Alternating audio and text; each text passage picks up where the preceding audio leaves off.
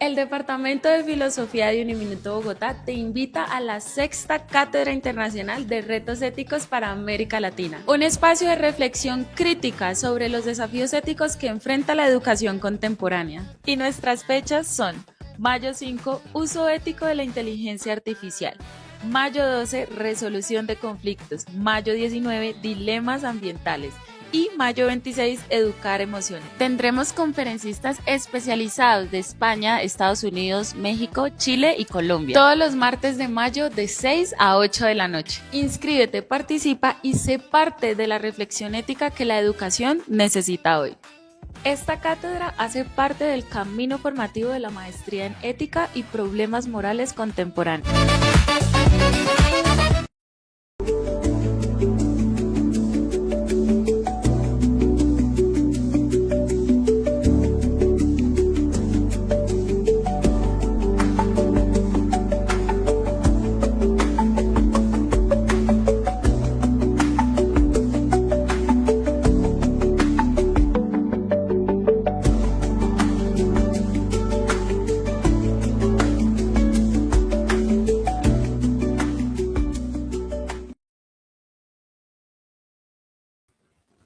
Muy buenas tardes para todos y todas. Bienvenidos, bienvenidas a este encuentro de diálogo filosófico. Nos encontramos en la sexta versión de la Cátedra Internacional de Retos Éticos para América Latina. Es una cátedra donde hemos venido reflexionando durante 6 años consecutivos en los retos éticos que tenemos en nuestro continente, en los principales desafíos que se nos presentan en torno a nuestra realidad. Y este año especialmente conversando sobre los retos éticos en los entornos educativos, en los entornos escolares. Nos encontramos aquí desde Engativá, desde el edificio principal de Uniminuto en la calle 80, sede de Bogotá, saludándolos y saludándolas a todos los que nos acompañan, primero presencialmente aquí en nuestro edificio, en nuestro salón donde nos encontramos reunidos, y luego a todos los que nos acompañan a través del canal de YouTube del Departamento de Filosofía de Uniminuto. Qué grato estar con ustedes, qué grato que nos acompañen, qué grato contar con su presencia en este espacio de diálogo y de reflexión ética. Recordarles que este espacio es un espacio organizado por el Departamento de Filosofía de Uniminuto y particularmente por la maestría en Problemas Éticos Contemporáneos, una maestría que ofrecemos aquí en Uniminuto, una maestría abierta para todos ustedes. Los invitamos a participar, a ser parte de los estudiantes de esta maestría. Las inscripciones se encuentran abiertas para el segundo semestre del año 2026 y ahora en el enlace de asistencia que pondremos al final de la reunión, los invitaremos a quienes quieran manifestar su interés en la maestría a que puedan expresarlo en el formato de asistencia.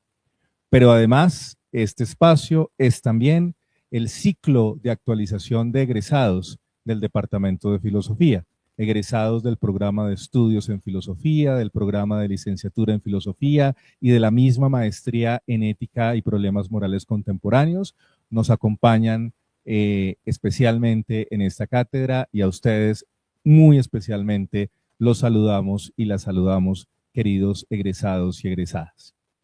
Y finalmente, en tercer lugar, este espacio pues es un lugar donde se encuentran también estudiantes de ética profesional de todas las carreras de Uniminuto. Nos acompañan acá. Ustedes también, queridos estudiantes de ética profesional, los saludamos muy especialmente y les agradecemos que nos acompañen en esta sexta versión de la cátedra.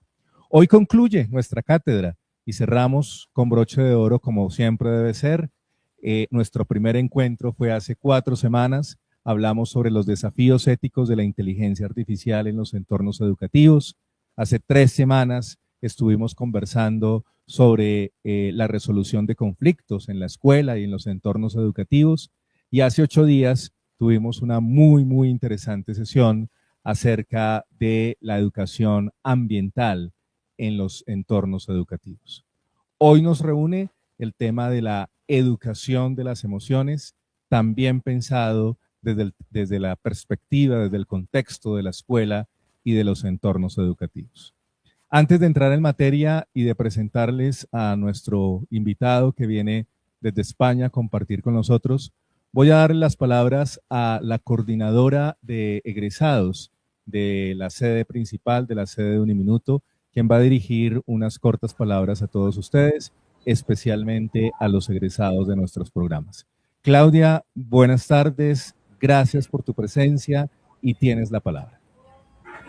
Bueno, muy buenas noches para todos. Gracias, profe, por la presentación y de verdad, pues me emociona mucho hacer parte de este espacio en su sexta versión.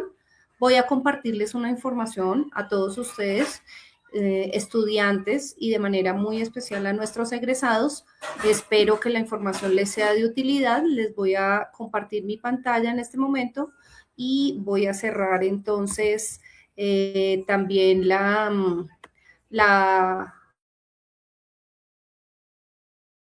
pantalla mía, que bueno, queda ahí con la cabeza levantada. Nosotros hemos venido consolidando en el sistema Uniminuto todo lo que hemos denominado el Club de Egresados Vive Uniminuto, ¿sí? Esta es una estrategia que compila. ¿Ya están viendo ustedes mi presentación? Qué pena. Creo que sí, ¿cierto? Un momento la estamos viendo. Perfecto. Bueno, les compartía que nosotros hemos venido consolidando el Club de Egresados Vive Uniminuto. Para quienes no lo conocen, les voy a hacer una invitación a la exploración, y si pueden seguirme desde sus equipos de cómputo o desde sus teléfonos celulares, pues los invito para que puedan hacer este ejercicio. Entonces, pueden ir a la página institucional, ¿cierto?, que es uniminuto.edu, desde sus buscadores de preferencia, y van a llegar aquí a la página, al portal web. En la parte superior van a encontrar un enlace desde el perfil Soy Egresado. Los invito para que puedan hacerle clic, y allí está compilada la estrategia. Entonces, ustedes van a encontrar varios servicios. Yo voy a deslizar aquí la pantalla, ¿cierto? Y la invitación es para que ustedes puedan explorarla y puedan, por supuesto, empezar a hacer uso de esos servicios que tenemos aquí de manera digital, para que ustedes puedan ingresar.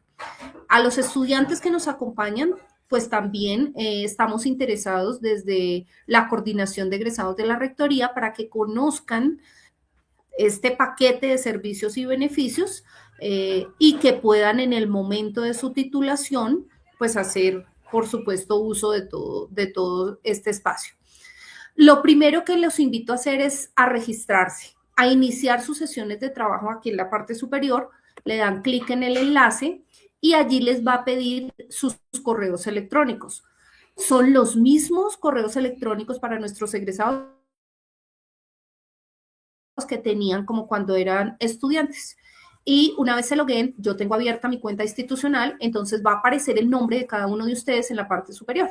Aquí aparece mi nombre y pues efectivamente ya me habilita, ¿cierto?, todos los enlaces para que yo pueda disfrutarlo. En la primera parte van a encontrar una invitación para unirse al canal oficial de los egresados a nivel nacional, que es un WhatsApp que hemos empezado a habilitar. Por allí ustedes van a recibir una información sobre todos los eventos que realizamos e invitaciones, por supuesto, para que participen en diferentes escenarios. Luego viene un espacio donde hemos generado unas alianzas estratégicas que les dan la posibilidad de llegar a descuentos de locura a nivel comercial, temas de cultura y entretenimiento, los servicios de empleabilidad y emprendimiento, que se ofrecen todos sin ningún costo para nuestros egresados. Al hacer parte de un club, ¿cierto?, lo primero que todos comercialmente hacemos es pagar unas membresías y recibir unos servicios y beneficios. En Uniminuto no cobramos, por supuesto, por este servicio, pero sí esperamos que disfruten todos los servicios alojados aquí en este espacio de la página institucional. Por último, en esta primera sección, también la invitación para que puedan explorar la formación exclusiva que tenemos en Uniminuto para todos nuestros egresados. Los posgrados y los cursos de educación continua reciben todos nuestros egresados el 20% de descuento en nuestras especializaciones y maestrías. Aquí está todas las posibilidades en cualquier modalidad, la que ustedes escojan y cualquiera de nuestros programas académicos. La intención de Uniminuto es que ustedes puedan seguir la ruta académica que nosotros pues hemos trazado a nivel de posgradual y de educación continua. Aquí también en este portal van a poder encontrar cursos de pregrado, los programas de pregrado, cursos de Coursera y algunos del Tecnológico Minuto de Dios para que también ustedes conozcan toda esta oferta que tiene Uniminuto. Si le damos clic en el logo institucional, volvemos a la página principal y la invitación es para que puedan explorar esos descuentos de locura. Tenemos convenios clasificados en estas categorías: diversión, salud y bienestar, comida, tecnología, seguros y varios. Y pues la que más les llame la atención, pues ustedes pueden acceder a los cupones de descuento que están ubicados con los convenios comerciales en todo el país. Allí, en cada uno de esos cupones están el nombre, correo electrónico, la identificación de nuestros aliados estratégicos y la forma en la que pueden hacer pues el beneficio y el uso de ese cupón de descuento. Los descuentos oscilan entre el 5 y el 50% en las tiendas a nivel nacional. Tenemos algunos convenios que tienen pues sus tiendas en diferentes municipios y la idea es pues que ustedes puedan acceder a estos servicios. Luego en la página, si ustedes entran al portal también van a encontrar siempre orientación a la vinculación laboral, independientemente del momento en el que se encuentre la trayectoria profesional de nuestros egresados. Una persona hace el apoyo, ¿cierto? Y la asesoría en temas de empleabilidad y emprendimiento. Si ustedes son de una trayectoria ya de varios años y quieren emprender, aquí estamos a su servicio y pueden contar con asesores y acompañantes que les dan la posibilidad de desarrollar sus ideas de negocio, consolidarlas, inclusive hacer parte de ejercicios de presentación para financiación por STEPS. Luego encuentran unas noticias y unos eventos a los que los estamos invitando permanentemente a todos nuestros egresados. Pueden hacer clic en los enlaces. Vienen unas experiencias, más de 400 egresados nos han permitido compartir esas experiencias del ejercicio profesional que vienen haciendo en territorio y cómo lo están transformando. Luego una pasarela de trámites muy utilizada por nuestros egresados porque todo el contacto es virtual, ¿sí? No necesitan llegar presencialmente a la institución, lo pueden tramitar desde aquí, certificados de notas, algunas de nuestras profesiones que requieren la expedición de la tarjeta profesional, la descarga de sus títulos electrónicos la pueden hacer en este enlace, descargar sus carnets digitales. Para los estudiantes y los administrativos que estamos vinculados, pues es muy conocido el portal, la aplicación de Wallet. Y para nuestros egresados que no lo conocen, allí pueden encontrar, descargar en sus equipos móviles la aplicación y entran también desde el perfil de egresados con sus números de documento de identidad y obtienen allí el carnet digital. Todos estos servicios se habilitan como información para nuestros estudiantes un mes posterior a la ceremonia de graduación. Entonces, el sistema los cambia de rol de estudiantes a egresados y ya ustedes podrán entonces hacer uso de todos estos servicios. También a quienes se les ha olvidado el correo electrónico lo pueden recuperar aquí, tienen una mesa de ayuda tecnológica y también hace parte de una dinámica de haber entrado a proteger el sistema Uniminuto a través de la actualización de las claves. Entonces es una dinámica muy conocida para quienes estamos actualmente, pero algunos egresados que ya hace algún tiempo de pronto no han estado en contacto con la institución, pueden hacer ese servicio a través de tu clave Uniminuto, la actualización de la clave que les permite el acceso a sus correos electrónicos Recuerden que el correo electrónico es vitalicio para nuestros egresados y que tienen acceso, por supuesto, a todas las instalaciones de Uniminuto en más de los 74 municipios donde está ubicada a nivel nacional. Finalmente, en la página encuentran a todos los anfitriones que son los coordinadores de egresados del sistema y allí, si necesitan algún tipo eh, de, de acceso o si tienen algún tipo de necesidad una vez lleguen a las sedes, pues con mucho gusto los podremos allí, desde allí atender. Ahí están los contactos de cada uno de nosotros. Adicionalmente, en el espacio de servicios ustedes van a encontrar otros a los que servicios que pueden acceder que no he mencionado. Uno es el de la red de egresados. Si dan clic en el enlace, los va a llevar al portal de LinkedIn. Y en LinkedIn tenemos alojada esta red. Esta es una estrategia que viene funcionando desde hace relativamente poco tiempo. Ya tenemos un poco más de 2.300 egresados vinculados allí, pero un potencial de más de 80.000 egresados a nivel del sistema en este portal.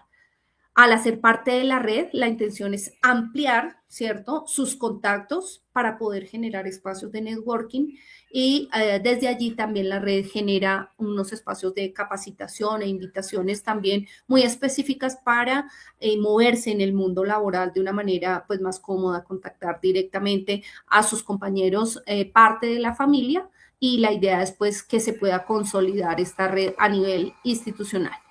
Adicionalmente, en el tema de nuestros servicios hemos cargado el tema de el cambio, pues la contraseña del acceso a sus correos electrónicos, unos temas que tienen que ver con el fondo de publicaciones para aquellos que siguen la línea investigativa, los llevan al Parque Científico de Innovación Social, a recursos del CRAI, la cooperativa Minuto de Dios y algunas convocatorias internacionales. Entonces, si no está alojado en la página, en este espacio de nuestros servicios, estamos permanentemente actualizando esos servicios para que ustedes puedan consultarlos.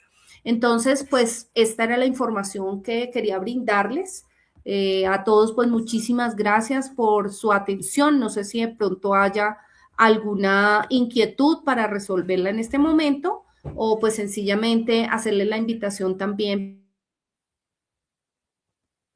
para que puedan participar en los cuerpos colegiados de la institución, donde nuestros egresados tienen voz y voto en estos escenarios académicos, comités curriculares, consejos de programa, facultad, de escuela e inclusive el Consejo Superior.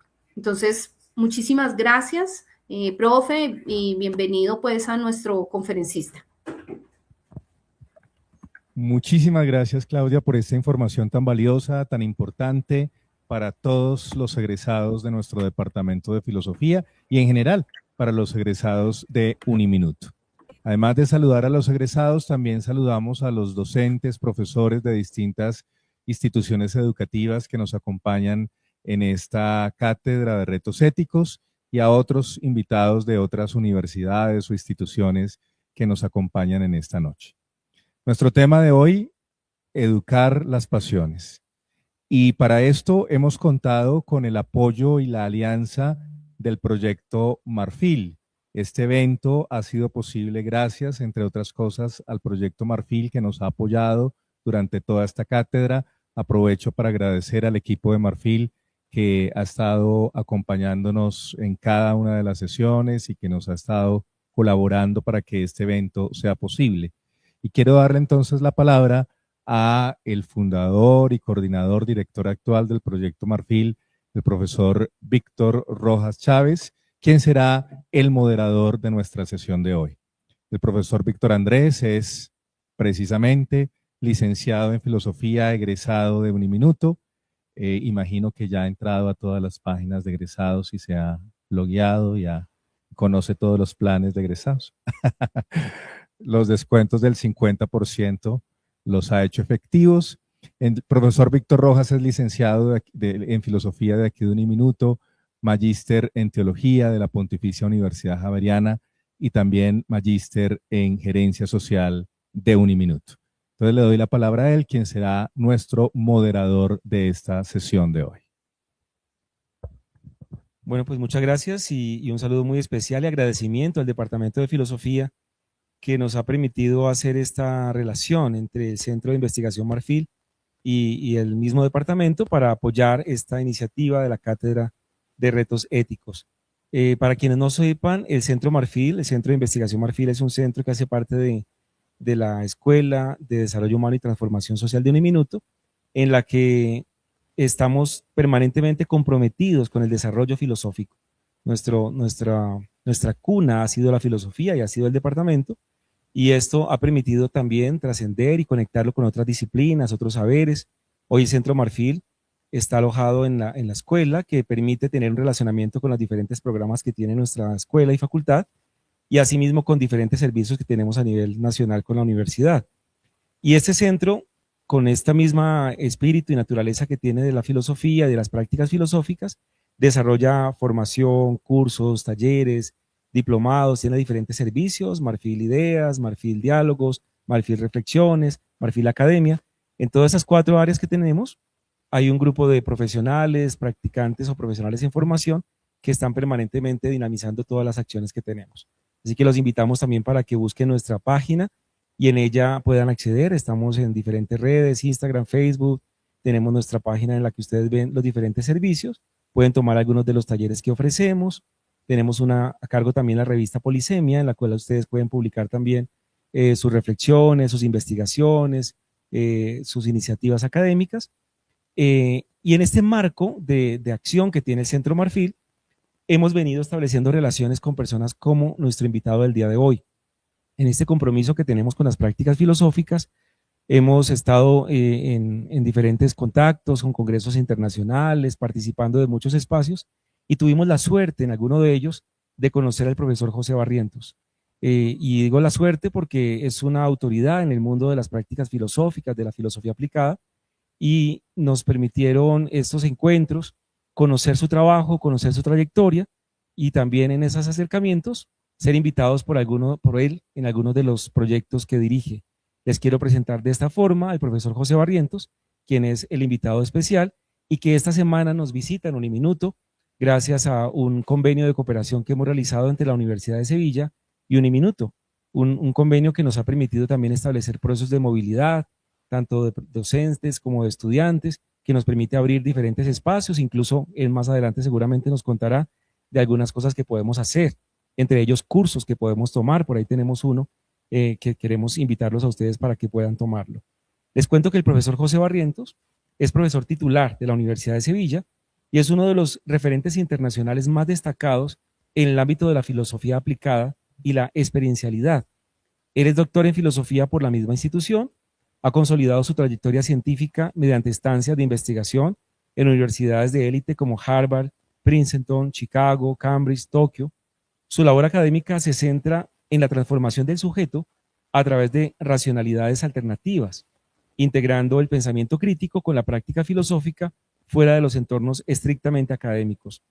A lo largo de su carrera ha liderado proyectos de gran impacto social y científico, destacando la dirección del proyecto Boesio, una iniciativa financiada por la Unión Europea inicialmente, que implementa la filosofía aplicada en centros penitenciarios de diversos países para fomentar el desarrollo de virtudes éticas.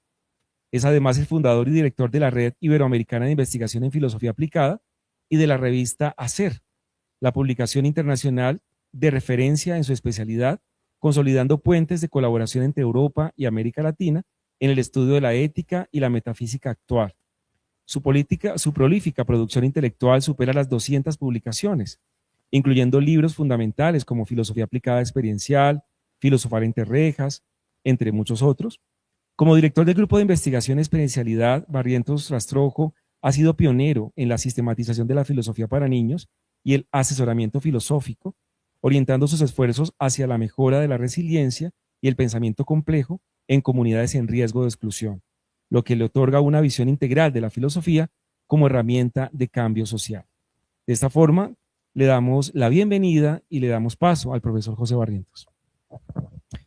Bueno, pues muchas gracias. Bienvenidos a todos y a todas. No me quiero dilatar mucho más porque llevamos 50 minutos de bienvenida. Y en primer lugar, lo que sí quería es agradecer a las personas que han hecho posible que yo esté aquí, empezando por el profesor Víctor Rojas, con el cual compartimos no solo una grata amistad desde hace años, sino también proyectos, que creo que es lo interesante. Y por supuesto al profesor José Castañeda, sin el cual pues estaría haciendo otra ponencia, por cierto. Pero también por la invitación para estar aquí y para poder compartir con vosotros algunas ideas de las cuales no sé si soy especialista, pero bueno, por lo menos las traigo hacia adelante. Bueno, pues mi idea es exponer en torno, ya no a una hora, sino en torno a 50 minutos, ¿no? Sobre un tema, eso es, si me lo pones, que es este que están viendo ustedes por aquí. Se ha desconfigurado un poquito, pero bueno, va bien. Que es pasiones irracionales y estoicismo en la educación, que es lo que me pedía el profesor Castañeda, trabajando un poquito en educación. Entonces, el programa que voy a desarrollar, si me pasas a la siguiente, Simón, pues son 4 puntos. Vamos a intentar introducirnos un poquito en cuáles son las necesidades educativas sobre las emociones en la educación. Vamos a intentar hacerlo colaborativamente, no muy colaborativamente, porque si no, en lugar de 50 minutos será 1 hora y 50, pero lo haremos colaborativamente. Me meteré un poquito en el estoicismo, para la gente que no conozca, muy básicamente, para que sepáis lo que es. A partir de ahí veremos qué son las pasiones. En esta idea veremos también la relación que puede haber con las emociones, la diferencia y demás. Y luego yo tengo bastantes ejercicios que simplemente os los indicaré porque no hay más tiempo, algunos de ellos para que veáis cómo podemos trabajar con las emociones, de tal forma que, a grandes rasgos, trabajamos primero con un diagnóstico de la educación y la necesidad de la educación en las emociones, luego nos metemos en posibles soluciones con el estoicismo, qué son las pasiones y cómo trabajar con las pasiones. Si me pasas a la siguiente, Simón, yo primero empezaría dando la palabra a los participantes que están aquí, para que empecemos a pensar un poquito en qué situación o en qué situaciones sería necesaria la educación emocional en el alumnado. No sé si se os ocurre alguna situación en la cual sería necesaria la educación emocional. Dentro de clases, bien sea de colegios, bien sea de institutos, alguna situación concreta, por favor, en donde quizás se os ocurra por qué necesitamos educar en emociones, en qué caso específico.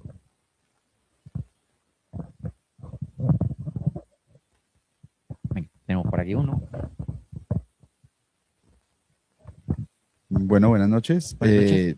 Pues yo creo que en la educación, digamos en el aula de clase, es un espacio en el cual es importante la educación emocional. Y me parece también que en la educación en general, estoy pensando como en la educación en la familia, con niños muy pequeños, creo que ahí también. Perdona que te interrumpa. ¿Y en qué caso específico podría ser más necesaria la educación emocional? En el caso del aula de clase, me parece que en casos en los cuales hay conflictos que derivan de pues diferentes respuestas emocionales a ciertos fenómenos o situaciones. Y en el caso familiar me parece que a medida que va creciendo, de pronto un hijo, un niño, necesita controlar un poco las emociones, la frustración y otro tipo de emociones. Puede ser. En el caso de conflictos, para la gestión de los conflictos sería bueno tener una gestión emocional y para eso pues hay que ver cómo gestionar esas emociones o esas pasiones. ¿Alguien más que se le ocurra un caso en clase, bien sea de alumnado, bien sea inclusive de profesorado? ¿Para qué necesitaría un profesor educar sus propias emociones? ¿Elbert? Gracias. Específicamente cuando solemos creer que una emoción, una pasión especialmente, por ejemplo el mal genio, la ira frente a algo, me da la razón de acabar con todo el mundo, de pasar por encima de los derechos de otro. Ahí yo necesito, y no solamente en la escuela, sino en cualquier escenario pues social, necesito educar mis emociones. Perfecto. Nos estamos centrando un poquito en la escuela. ¿Se os ocurre otro caso en donde sería necesario ese aprendizaje educativo centrado en la escuela? Aunque es cierto que hace falta en la familia o en otros ámbitos. Pero como nos vamos a centrar en la escuela, como me han indicado en la conferencia.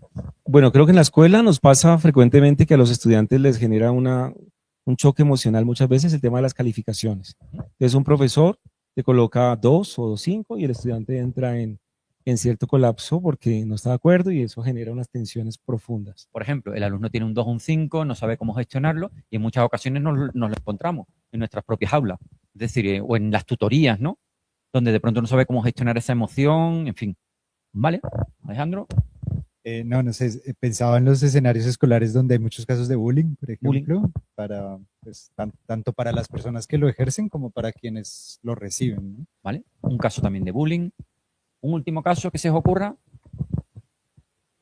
Venga, Fer. Quizá cuando se tenga que trabajar en equipo, ¿no? El hecho de dialogar, de escuchar, pues también.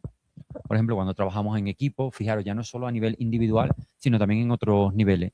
Si me pasas a la siguiente transparencia, Simón, me la pones, y la otra, la siguiente.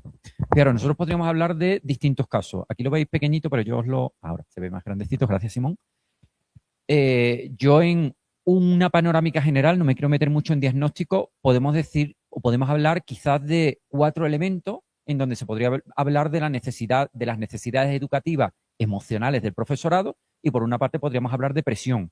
Presión no solo de los propios alumnos, sino presión también de los superiores, cuando nos obligan a hacer algo que quizás no es consonante con lo que estamos haciendo, o cuando tenemos que hacer más trabajo del de la cuenta o del esperado, con lo cual ahí habría una presión y hay que un poco saber, bueno, un poco no, hay que saber gestionar, como decía Helbert, toda esa situación.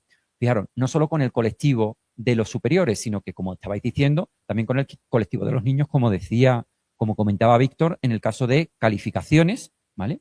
Bien porque lo necesite el profesorado, bien porque lo necesite el alumnado, o bien directamente porque trabajamos con colectivos. Yo vengo ahora del Redentor y algunas de las personas con las cuales trabajábamos educativamente en el centro del Redentor eran chicos que tenían mucha energía. Y hay que saber también manejar ahí las emociones con toda esa energía que hay. Y si trabajáis con niños de 4, de 5 años, obviamente también son bombas de relojería que están impactando sobre los profesores, por lo cual es crucial saber cómo manejo yo mis propias emociones frente a ello. No solo con eso, sino que cada vez más los padres, las madres, los abuelos vienen a los centros y después de ponerle un 1 o un 2 en calificaciones, como decía Víctor, pues de pronto vienen a reclamarnos. Y hay que saber cómo gestionar eso, vienen con mucha ira, nosotros simplemente queremos enseñarles, pero ellos lo que quieren es que su alumno tenga no un 1 o un 2, sino un 5, un 6, un 7, un 8, otro de las situaciones que podemos tener por ahí. O institucionalmente, las instituciones pesan mucho. Yo estoy esperando de la institución universitaria, de Uniminuto o de otras universidades, determinadas cuestiones o determinado, quiero tener una temporalidad determinada, pero me dicen que tengo que cumplir programa.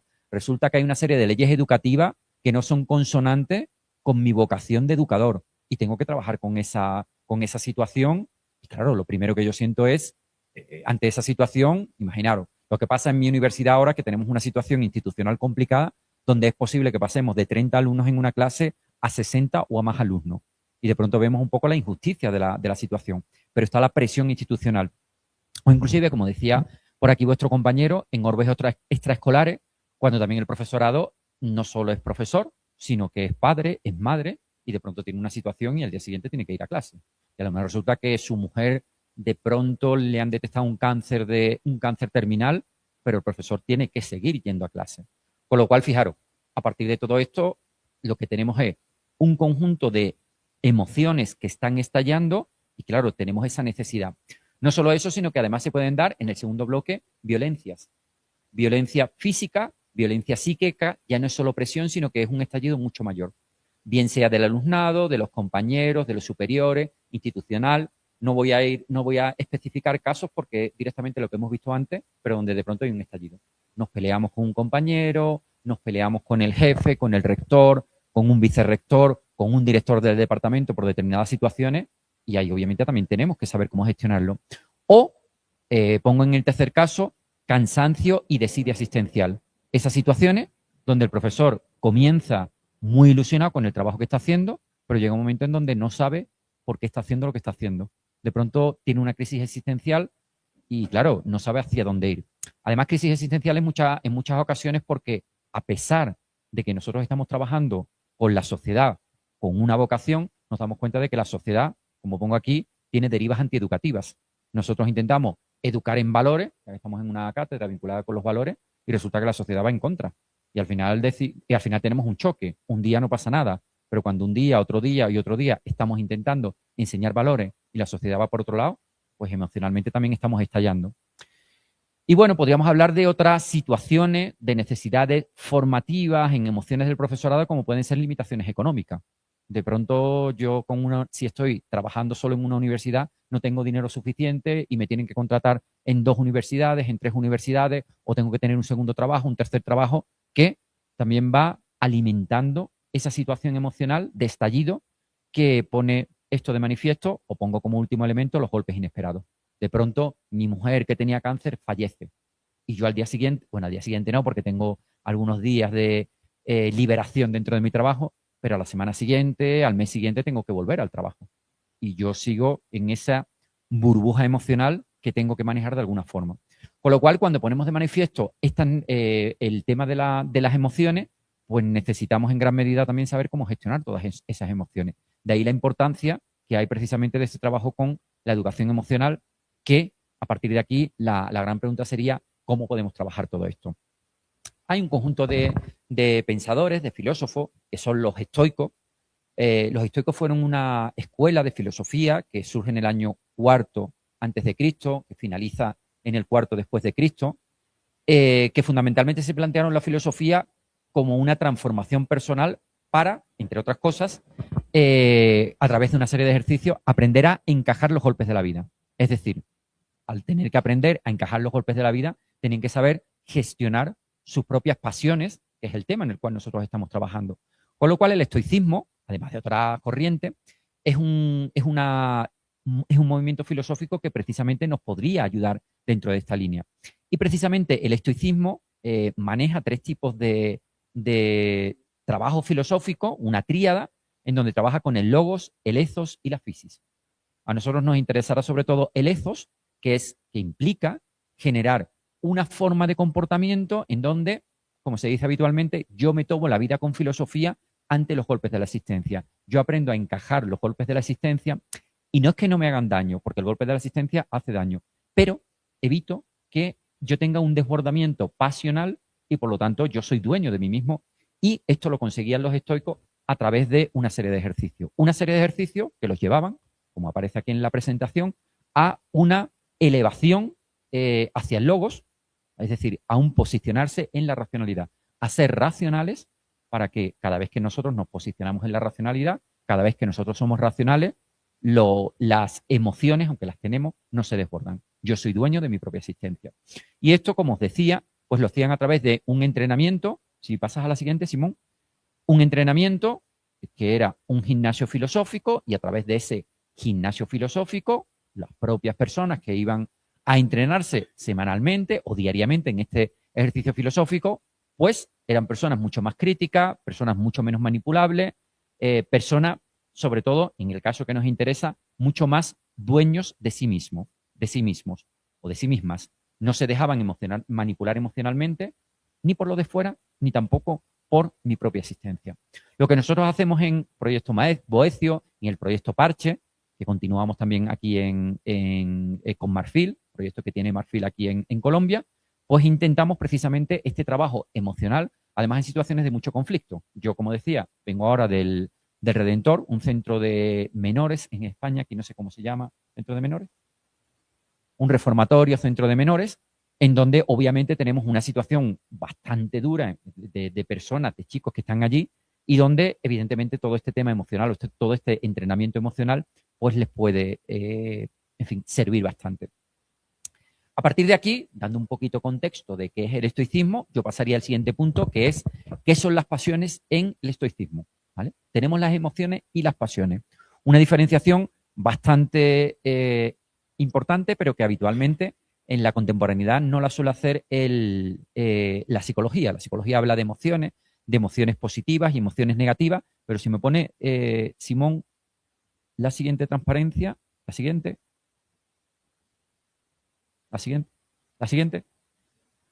esa. El siguiente punto que os quería hablar es, bueno, ¿y qué es una pasión? ¿Vale? En términos generales podemos decir que una pasión es algo que nos hace pasivos frente a la racionalidad, que hace que nosotros seamos dueños de nosotros mismos. La pasión nos hace pasivos y por lo tanto nosotros no actuamos racionalmente, nosotros no actuamos autónomamente. Fijaros, hay distintas definiciones de pasiones. Yo os traigo estas 4 aproximaciones de los estoicos Y en la primera, que aparecen en los textos que Simón me va a poner en la pantalla, en la primera, pues tenéis, dice Galeno, es un movimiento irracional a logon, sin logos, y contrario a la naturaleza, y un impulso hormé excesivo.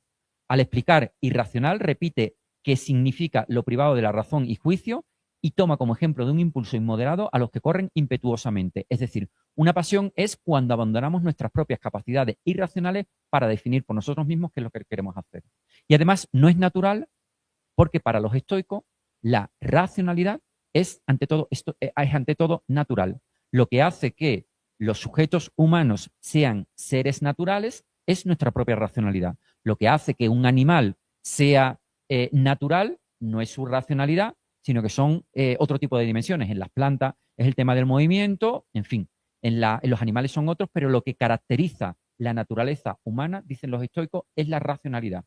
Es por eso que ser racional es corresponder a la naturaleza humana. Desarrollar una naturaleza humana es desarrollar mi propia racionalidad. Con lo cual hay un compromiso precisamente con eso, ¿vale?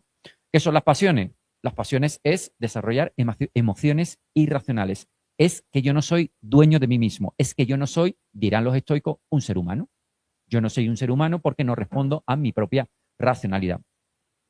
En esta transparencia tenéis aquí en el caso de Cicerón que dice, de acuerdo con Zenón, la pasión consiste, en esta misma línea, en un sacudimiento del alma opuesto a la razón y contrario a la naturaleza. Nuevamente lo mismo. Por lo tanto, la pasión, ante todo, inicialmente, es algo que se opone a la naturaleza humana y es algo que se opone a la racionalidad. No solo eso, sino que en la siguiente transparencia tenemos que además las pasiones son emociones desbordadas. ¿Vale? Gracias. Emociones desbordadas. El segundo texto, por no leer el primero que es más largo, pero lo podéis leer. Dice, cuando el alma se mueve conforme a la razón de manera tranquila y equilibrada, entonces aquello se llama alegría. Pero, y eso es una virtud, pero cuando el alma se exalta de manera vana y desenfrenada, entonces puede llamarse júbilo desenfrenado y excesivo. ¿Qué es una pasión? Esto segundo que tenéis. Una cuestión es la alegría, una emoción que la japa, ¿no? Que dicen los estoicos, una emoción que los estoicos promoverían. El problema es cuando eso se desborda y yo ya no soy racional y de pronto hay un júbilo excesivo que se convierte en una pasión. Los estoicos van a luchar contra el júbilo, no van a luchar contra la alegría, pero sí contra el júbilo porque es un exceso, ¿vale? No está mal enfadarse, dirán los estoicos. El problema es cuando ese enfado nos lleva a la ira, porque es un exceso. No está mal estar triste si nuestra madre o nuestro padre fallece. Lo que sería raro es que no estuviésemos tristes, por lo menos en nuestra cultura. Ahora bien, el problema es cuando nuestro velorio dura 4 años. Ahí hay un exceso, un desbordamiento pasional y contra eso es contra lo que luchan los estoicos. No obstante, repito, para un estoico es tan malo tener un velorio de 4 años como que se muera tu padre, como en el extranjero sucede, o cuando en el extranjero se muere en el inicio la madre del protagonista y la persona no siente nada. Para el estoico eso también sería una pasión, un desbordamiento, porque eso no es natural, eso no es congruente, ¿vale? Otro elemento dentro de las propias pasiones, 2 elementos más. ¿Qué es esto de la pasión? Dicen los estoicos. La pasión va unida a la autarquía, ¿vale? ¿Qué es la autarquía? Que yo tengo el poder en mí mismo de ser yo mismo. Una pasión son esos momentos en donde perdemos la cabeza y cuando volvemos a retomarnos a nosotros mismos y nos vemos a lo mejor grabados, no nos reconocemos. Y no nos reconocemos porque la persona que está ahí, en eso que hemos estado grabando, decimos, yo no me reconozco, yo no soy así, yo no soy esa persona. ¿Quién está en ese momento ahí? No lo sé, pero el yo no está. Es decir, hemos perdido el yo. La pasión hace que perdamos cada uno de nosotros nuestro propio yo. No nos reconocemos. La pasión se hace dueña de nosotros mismos y ya no somos nosotros, sino que es algo distinto. La pasión, por lo tanto, implica, como tenéis aquí, la pérdida del yo y de la vida, ¿vale? Y por lo tanto, Séneca va a decir, preguntas qué es el mal, que es una pasión. Ceder a esas cosas que se llaman males, entregarles tu libertad, por lo cual debe soportarse todo. Perece la libertad en ese momento si no despreciamos esas cosas que nos imponen su yugo. ¿Qué es el mal? Simplemente el dejar nuestro poder a las propias pasiones y al fin y al cabo entregarles nuestra propia libertad y por lo tanto no ser nosotros mismos.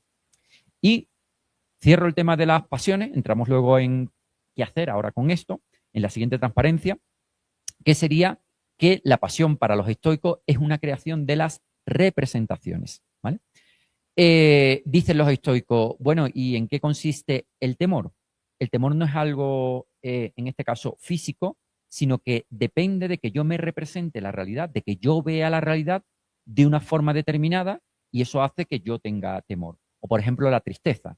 La tristeza no depende de que mi madre o mi padre fallezca, sino de cómo yo me estoy representando ese hecho de la muerte de mi madre o mi padre. Porque, claro, cuando mi madre o mi padre fallecen, vosotros podéis decir, bueno, lo normal es que estemos tristes. No.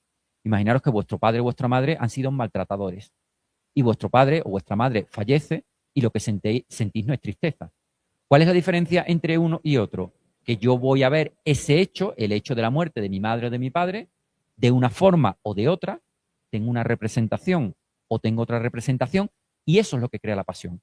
A partir de ahí, ante el mismo hecho, mi padre ha muerto, yo puedo sentir tristeza o yo puedo sentir relajo, alegría, porque por fin mi padre, el maltratador, ha fallecido.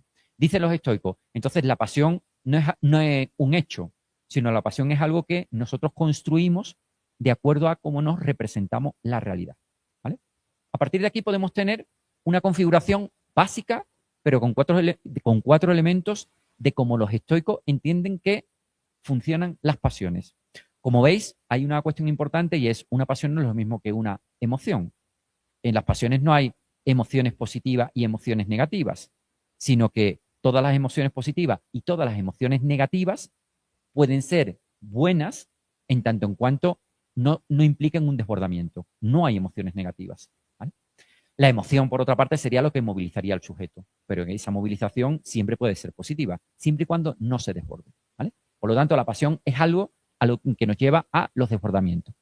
Claro, a partir de aquí, los estoicos, y entro en la segunda parte de la ponencia, los estoicos se plantean una actividad que es, si me pasas a la siguiente, Simón, que es la encrateia. ¿Vale? La encrateia viene de kratos. Kratos es poder. Por lo tanto, actualmente lo podríamos traducir con una palabra que se ha extendido mucho, que es el empoderamiento. ¿Vale? Yo me empodero, pero no penséis solo en un empoderamiento femenino, sino es yo vuelvo a tener poder sobre mí mismo, sobre mis propias pasiones, sobre mis propias emociones, para, yo puedo tener poder sobre mí mismo a través de una serie de ejercicios. Eso es la encrateia. Y a partir de ahí hay un conjunto de ejercicios, yo voy a exponer solo unos cuantos, que nosotros en los talleres que hacemos en Boecio, y de hecho os paso un libro si queréis echarle un ojo. Nosotros hemos publicado este libro, Filosofar entre rejas, donde ahí aparecen algunos de los ejercicios que nosotros hacemos. Ejercicios que hacemos en talleres, que Marfil también está haciendo dentro de Parche, y yo voy a traer algunos. ¿Cuántos? Los que nos dé tiempo. Yo luego, si queréis, os paso la presentación cuando me pasen el listado de correos electrónicos, me queréis pasar el de ayer, y os paso la presentación, y si tenéis más dudas, os lo paso, pero por lo menos que tengáis una visión general. Que no solo sea una conferencia de qué es una pasión, qué son los estoicos, sino, vale, y yo a partir de aquí podría hacer algo. Pues sí. La primera cuestión que hay que tener en cuenta, si me pasas a la siguiente, Simón, es que hay personas que piensan que el estoico lo que está demandando, lo que nos está pidiendo es que no hay que sentir. Ser un estoico no es no sentir. Ser un estoico es sentir, ahora me pasa a Simón, es sentir, saber que tengo que sentir, pero no dejarme arrastrar por las pasiones. Todos vamos a sentir. Fijaros lo que dice Séneca en De la constancia del sabio. Yo no llamo invulnerable a lo que se puede herir, sino a lo que no se puede ofender. Repito, yo no llamo invulnerable a lo que se puede herir. Todos vamos a ser heridos si de pronto tenemos una pelea con nuestra pareja o con nuestro jefe. O sea, somos seres humanos.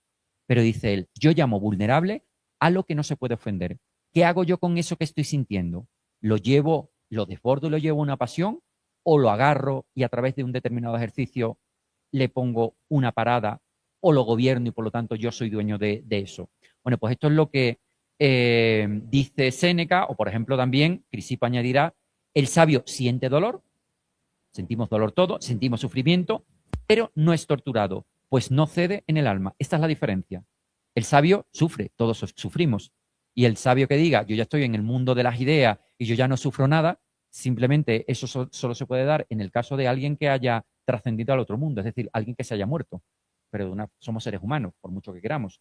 Ahora, la cuestión es, ¿qué hacemos con eso que tenemos delante? Bueno, a partir de aquí, como decía, hay una serie de ejercicios. Si me sigues a la siguiente, ¿vale?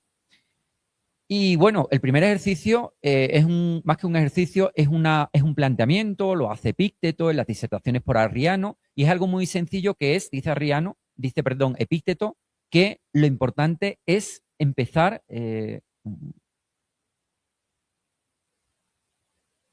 Bueno, como dice Epícteto, el más importante elemento a ejercitar y el que más urge es el relativo a las pasiones, pues la pasión nace no de otro modo, sino al frustrarse el deseo o al ir caer en él en lo que se aborrece. Pasamos a la siguiente. Aquí no hay un ejercicio, era el siguiente.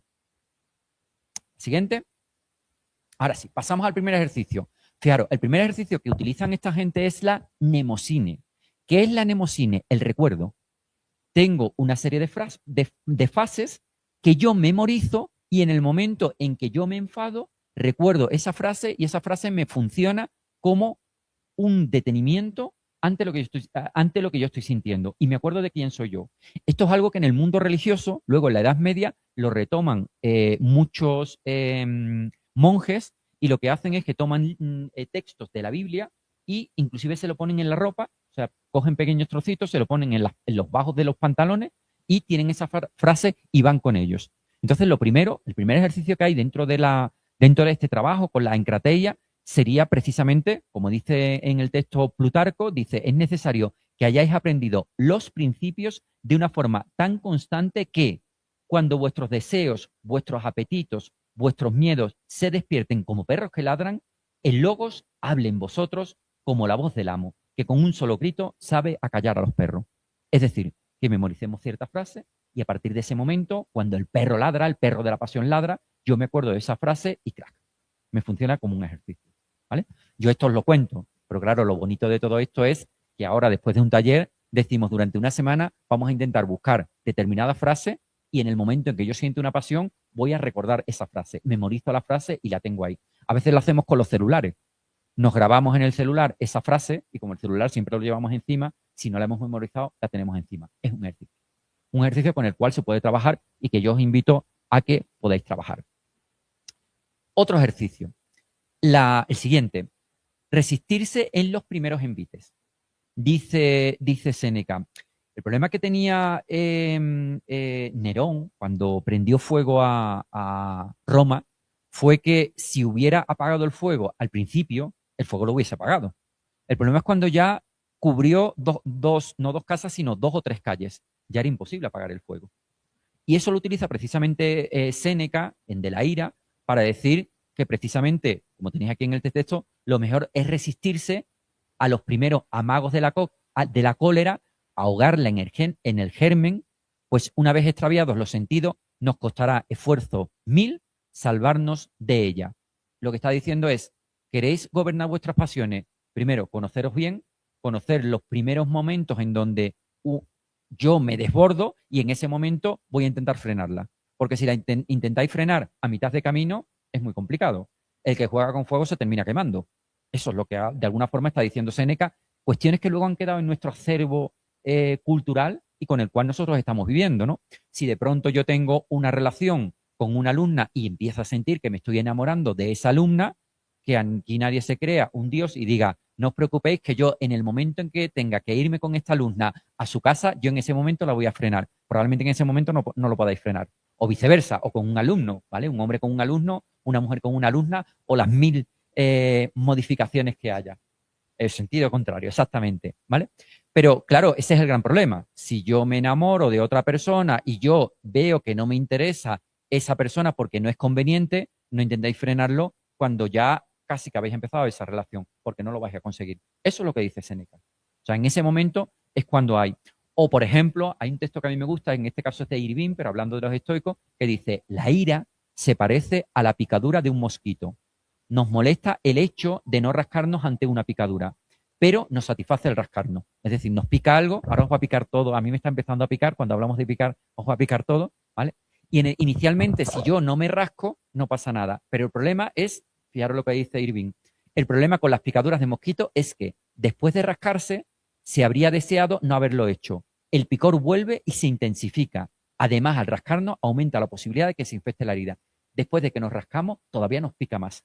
Con lo cual, nuevamente, está esta estrategia. Si te pica y sabes que tienes ahí una herida que se te va a infectar, lo mejor que puedes hacer es no rascarte, ¿vale? Me está picando todo a mí ahora mismo. Y además hay un mosco por ahí. En fin. Con lo cual, un poco sería esa perspectiva, ¿vale? Por lo tanto, otro ejercicio, resistirse pero al principio, en los primeros amagos. Además, hay otro ejercicio que no está aquí, que es intentar resistirse proponiendo una pasión contraria a la pasión que nosotros estamos sintiendo. Si a mí, por ejemplo, me cae mal Víctor, y yo sé que con Víctor es mi jefe y me tengo que llevar bien, y me cae mal, voy a intentar que todas las mañanas, pues no lo sé, hacer una sonrisa, aunque sea forzada, ¿vale? O darle los buenos días. Me cae el mal Víctor, pues me voy a obligar a darle los buenos días. Y precisamente eso lo que hace es que forja una situación contraria, ¿vale? Precisamente en ese sentido. Pero desde el principio, este es otro de los ejercicios que dicen los estoicos. Vamos a intentar generar lo contrario. Que, por cierto, es la que viene en la siguiente transparencia. Mira, si venía, que me he equivocado, si está, ¿vale? Dice Epícteto, ¿quién puede vencer a un impulso sino otro impulso? ¿Y quién puede vencer tu deseo y rechazo más que otro deseo y rechazo? A mí me cae mal Víctor, pues lo que voy a hacer es, en lugar de no verlo, verme mucho más. No sé si habéis tenido alguna situación. Yo he tenido muy buenos amigos de personas con las cuales mi primera relación fue una pelea. O sea, yo me acuerdo cuando era vicedecano de movilidad, tuve una pelea con una universidad extranjera, a la cual no mencionaré, con un coordinador de movilidad, porque estaba haciéndole pasársela muy mal a una alumna, tuvimos un conflicto y yo, en lugar de romper relaciones, lo que intenté hacer es todo lo contrario. Me planteé esto como un ejercicio y dije, ¿y cómo podemos facilitar la relación? Y os aseguro que hoy, no voy a decir que sea uno de mis mejores amigos, pero hemos desarrollado una amistad. Y a mí eso me ha pasado mucho. O sea, personas con las cuales he empezado con un conflicto y al final hemos ido a lo contrario, cuando normalmente lo que solemos hacer es lo contrario. O sea, Víctor, perdona que te utilice, Víctor es una persona tóxica. ¿Qué nos dice la psicología? No te acerques a las personas tóxicas. Claro que es muy contracultural. No te acerques a las personas tóxicas como Víctor porque te van a hacer daño. No, todo lo contrario. Acércate a las personas tóxicas como Víctor porque además te sirven para entretenerte. Perdóname, Víctor. Que no es el caso de Víctor, ¿vale? Otra cuestión, ¿vale? Fijaros en el siguiente. Si me pasas al siguiente, Simón. Pequeño paréntesis. Está la mesa de café habilitada para que cualquiera pueda tomar, por favor, cafecito en el momento que quiera. Y otro pequeño paréntesis, las personas que quieran plantear sus preguntas al profesor José Barrientos o comentarios, lo pueden hacer a través de la plataforma de YouTube o ahora aquí los que estamos presencialmente. Vale, muchas gracias. Además, sí, podría haber yo bebido agua. Bueno, ahora beberé. Otra cuestión, ¿vale? Que es la siguiente, que es usar el humor, que también lo dicen los estoicos. Dice, por ejemplo, lo pone en este caso Epícteto, dice, si alguien te hiciera saber que un individuo habla mal de ti, lo normal es que nos enfademos, que nos desbordemos pasionalmente. Dice Epícteto, no te defiendas contra lo que se ha dicho, sino responde, pues ignora los demás defectos que hay en mí. De lo contrario, no habría dicho solo estos. A ver, la vis humorística de Epícteto no es que sea muy buena, pero sobre todo es trabajar un poco el tema del humor. En el momento en que yo me voy a desbordar, ¿cómo puedo yo evitar desbordarme emocionalmente? Me río y me empiezo riendo de mí mismo. Y para eso lo que hay que aprender es hacer monólogos, hacer chistes. Y si veis, y si inclusive yo cuando estaba haciendo esto le preguntaba a la inteligencia artificial cómo hacer chistes, y si pasas a la siguiente, ¿vale? Bueno, la primera no es de la inteligencia artificial, ¿vale? Pero la primera es una recomendación mía, que es si vais a hacer un chiste y alguien os está hablando, no proyectéis el chiste hacia la otra persona porque se puede enfadar. No, proyectadlo hacia vosotros como hacía Epícteto. Reíros de vosotros mismos. Tenemos que aprender a reírnos de nosotros mismos, ¿vale? Y a partir de ahí se desactiva. Lo otro, estos sí son cuestiones que me dio, aquí sí, creación de la inteligencia artificial, que le dije, ¿y cómo se puede generar el humor? Y la inteligencia artificial pues me decía, crear una historia en una línea y al final acabarla de otra forma. Por ejemplo, empezar a correr por salud, ahora corro para que no me coja el director del banco donde tengo la hipoteca. Bueno, no os riáis, pero es que tampoco tiene gracia la inteligencia artificial, pero bueno, iría por ahí. O exagerar, conozco mejor a mis alumnos que el perfume de mi esposa. No tiene ninguna gracia la inteligencia artificial, pero bueno, es lo que hay. Regla del 3, indicar 2 elementos, normal, y el tercero que sea un exabrupto. En la vida hemos nacido para crear, para ayudar y para comer hamburguesas del McDonald's. No tiene gracia ninguna. ¿Vale? Bueno, en fin, otro tipo de cuestiones. Lo que os quiero decir es, hay que aprender a reírse de uno mismo y claro, también hay que entrenar esto. O sea, ¿cómo puedo entrenar yo el humor para reírme de mí mismo y para reírme de las propias situaciones? Bueno, pues otra de los ejercicios podría ser usar el humor, ¿vale? Os traigo alguna más. Tampoco quiero quedarme con todas. La siguiente es ocuparse y no preocuparse. Si me la pones, Simón, la siguiente, ¿vale? Ocuparse y no preocuparse. En muchas ocasiones hay una serie de personas, imaginaros que estáis de estancia, a mí me ha pasado, vuestra pareja viene con vosotros, pero resulta que ahora se va y os tenéis que quedar en Colombia durante 2 meses. Hombre, la situación es complicada porque no vais a ver vuestra pareja durante un tiempo y puede haber un desbordamiento emocional. ¿Qué se hace en ese momento? O sea, en lugar de preocuparme y estar toda la tarde y toda la noche pensando que no voy a volver a ver a mi pareja durante un tiempo y demás, ¿qué hago? Pues si mañana o pasado tengo que impartir una conferencia, me voy a poner a hacer la conferencia. Si tengo que hacer un curso, me voy a poner a hacer el curso. Pero es actuar. No preocuparse, sino ocuparse. Voy a actuar. ¿Qué consigo con eso? 2 elementos. Primer elemento, la pasión la destruyo de alguna forma, o por lo menos la limito. Y segundo, soy efectivo y por lo menos he hecho algo. Si os preocupáis, conseguís todo lo contrario. Primero, os sentís mal, os desbordáis, y segundo, perdéis la tarde, perdéis la noche y además sin hacer nada. Esa es otra estrategia. Fijaros cómo lo dice Séneca. El patrón de un barco lleno de averías y que hace agua, el patrón de un barco que se está hundiendo, no le echa la culpa ni a los marineros, no le echa la culpa al barco ni a los marineros. Lo que procura es tapar las vías de agua, achicar la que ha penetrado, reconocer todo el casco para impedir filtraciones que hayan pasado inadvertidas, es decir, no maldigo nada, me pongo en funcionamiento, ¿vale? Es otra estrategia que de alguna forma tenéis aquí. Yo traía aquí algunos ejemplos que no vamos a ver porque no tenemos mucho tiempo, pero podéis pensarlo, ¿vale? Y esto es un principio de entrenamiento. Salgo de estancia al extranjero durante 1 año y estoy apenado porque no veré a mi esposa. ¿Qué hago? He tenido una pelea con mi jefe que no acepta firmar para que yo imparta un curso. ¿Qué debo hacer? ¿Vale? En esa situación. ¿O qué haría? He presenciado la pelea entre 2 alumnos que me han sacado de mis propias casillas. Cuando eso, si yo soy profesor y eso me sucede, ¿qué es lo que voy a hacer? ¿Vale? Son ejercicios que inicialmente los podéis imaginar, pero ya os estáis entrenando sobre por dónde se podría trabajar. Otro ejercicio, ¿vale? Sería en la siguiente, Simón, reflexionar sobre la debilidad filosófica del opositor.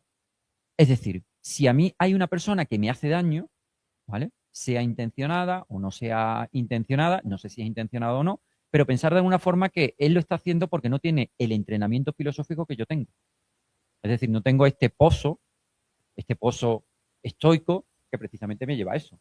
Y evidentemente, si hay un niño que llega y me pega una patada en la espinilla, yo no le voy a responder a ese niño, obviamente. ¿Por qué? Porque lo que pensamos es que es un niño y no tiene sentido, ¿vale? Espero que no respondáis de esa forma. Estoy viendo caras de que igual se habéis respondido. Pero no es lo racional, sino que lo racional es hacer otra cosa. Pero eso lo pensamos con los niños. O, por ejemplo, con un perro, que a lo mejor nos muerde y, claro, en un momento dado lo apartamos y demás, pero si yo tengo un machete, podemos desbordarnos, pero para no desbordarnos y cortarle la cabeza al perro, que no se debe de hacer, tenemos que pensar, bueno, es un perro y a lo mejor es que no era consciente, ¿vale? Pues lo mismo, eso lo que no lo hacemos es con los adultos. ¿Por qué esta persona ha intentado hacerme daño? Simplemente porque no tiene la lozanía filosófica, la fortaleza filosófica que yo tengo. ¿Qué hago? Pensar precisamente la debilidad filosófica. Esto sirve para cuando estéis en un trancón y os estén pitando, ¿vale? Y pensar de alguna forma, esta persona, ¿qué es lo que tiene? Debilidad filosófica o tiene problemas, y yo encima voy a aumentar esos problemas, es que no tiene capacidad. Yo salgo y ¿qué sentido tiene salir por ahí? Bueno, yo es que no tengo tantos trancones y no me puedo entrenar tantos, pero de alguna forma vosotros sí. Motociclistas, exactamente. Tenéis aquí también algunos textos. Fijaros, en el de Séneca, dice Séneca para el ejercicio, el segundo texto, más vale decirse, no sabe lo que hacen, el error no merece que nos indignemos. ¿Qué pensaríamos del que se indignara por los tropezones que diera en la oscuridad un compañero o porque un esclavo sordo no oyera las órdenes del amo. ¿Hay quien se enfade contra la fiebre, la vejez o la fatiga? No tendría sentido. Nos podemos enfadar. Me he enfermado y tal, pero no es racional. Entonces, no es racional enfadarse contra un niño, contra alguien que no tenga esa madurez. Aquí tenéis otro ejercicio que os puede servir un poco en ese momento para decir, bueno, espérate, es que esta persona está muy limitada a nivel psicológico, y bueno, a nivel psicológico no, a nivel filosófico, y bueno, iría por ahí, ¿no? La siguiente, si me pasas a la siguiente, es usar el golpe como entrenamiento. O sea, voy a dejar a Víctor. José Castañeda, en un momento dado, me ofende, ¿vale? Siguiente. José Castañeda me ofende y yo en lugar de decir, oye, me siento mal porque me ha golpeado o porque me ha ofendido, digo, genial que me haya ofendido. Porque yo en mi propio entrenamiento, para ser una persona mucho más fuerte, necesito un sparring, alguien que me golpee. Si yo quiero ser más fuerte y voy al gimnasio filosófico, yo necesito a alguien que me vaya golpeando.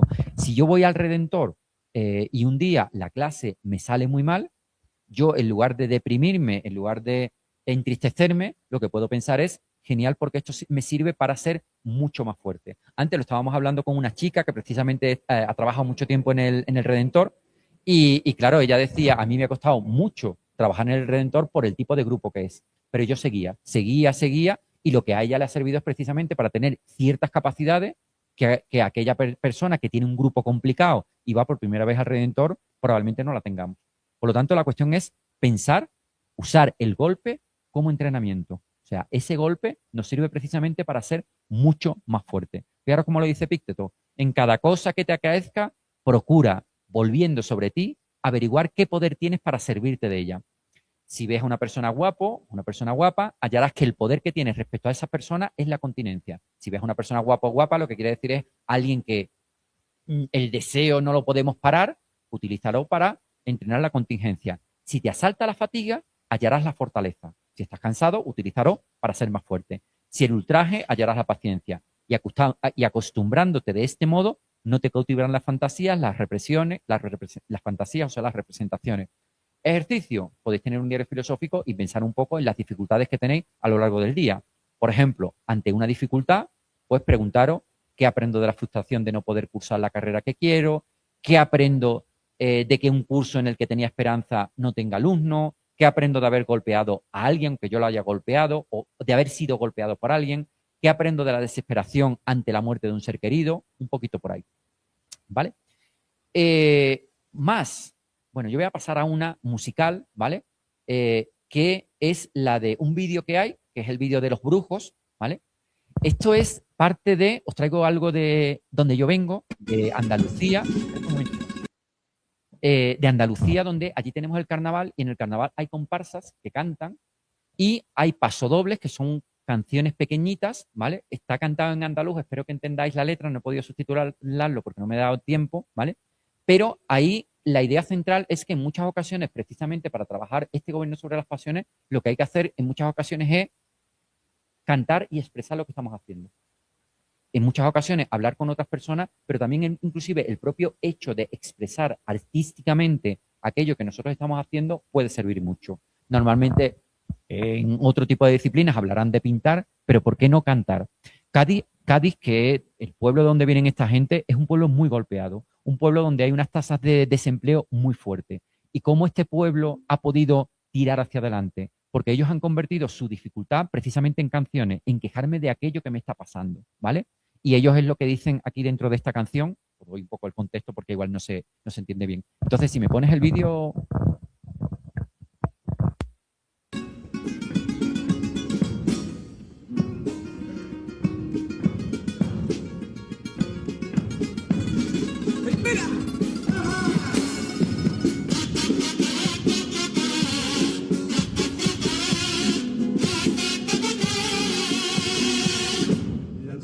Es despertar y sentir que algo va mal antes de empezar el día. La ansiedad es decidir que algo a ti te hará sufrir porque tú ya lo sabías. Es dejarte conquistar y es su dulce oscuridad disfrazada de silencio que esconde en susurros que te hacen llorar. romantizar el miedo. Es un pensamiento traicionero que te hace hasta su golpe mortal. Cuando el cortejo de los reproches se va, comienza el desfile de la culpabilidad, que hace que te sientas como una mierda, igual que un cero a la izquierda, porque hay algo en tu cabeza que no puedes controlar. Es escuchar a la gente como si nada dijera, es recibir un abrazo como si no lo sintiera. Está en el miedo a las noches que duran 1000 primaveras, es que despiertes de día y la oscuridad siguiera. Es dar un paso adelante y que te empujen de golpe 1000 kilómetros atrás. Que no tengo el conjuro, amigo, para aliviar la carga que soporta contigo. Tú ven y desahógate conmigo, que a veces no hace falta nada más. Y cuando te falten palabras para describir lo que ocurre en tu mente, si no te entiende la gente, aquí te dejo esta copla, para que la cantes con rabia, hasta que el mundo sepa lo que siente.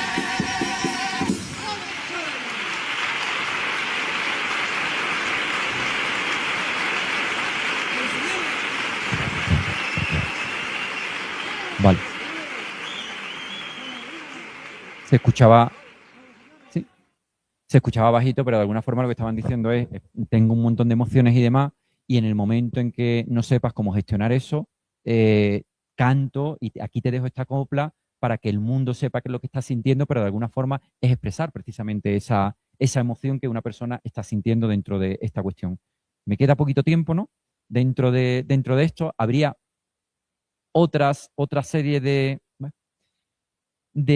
cuestiones que nosotros podríamos estar trabajando, ¿vale? Os la resumo muy brevemente, que sería intentar diferenciar entre lo que yo necesito.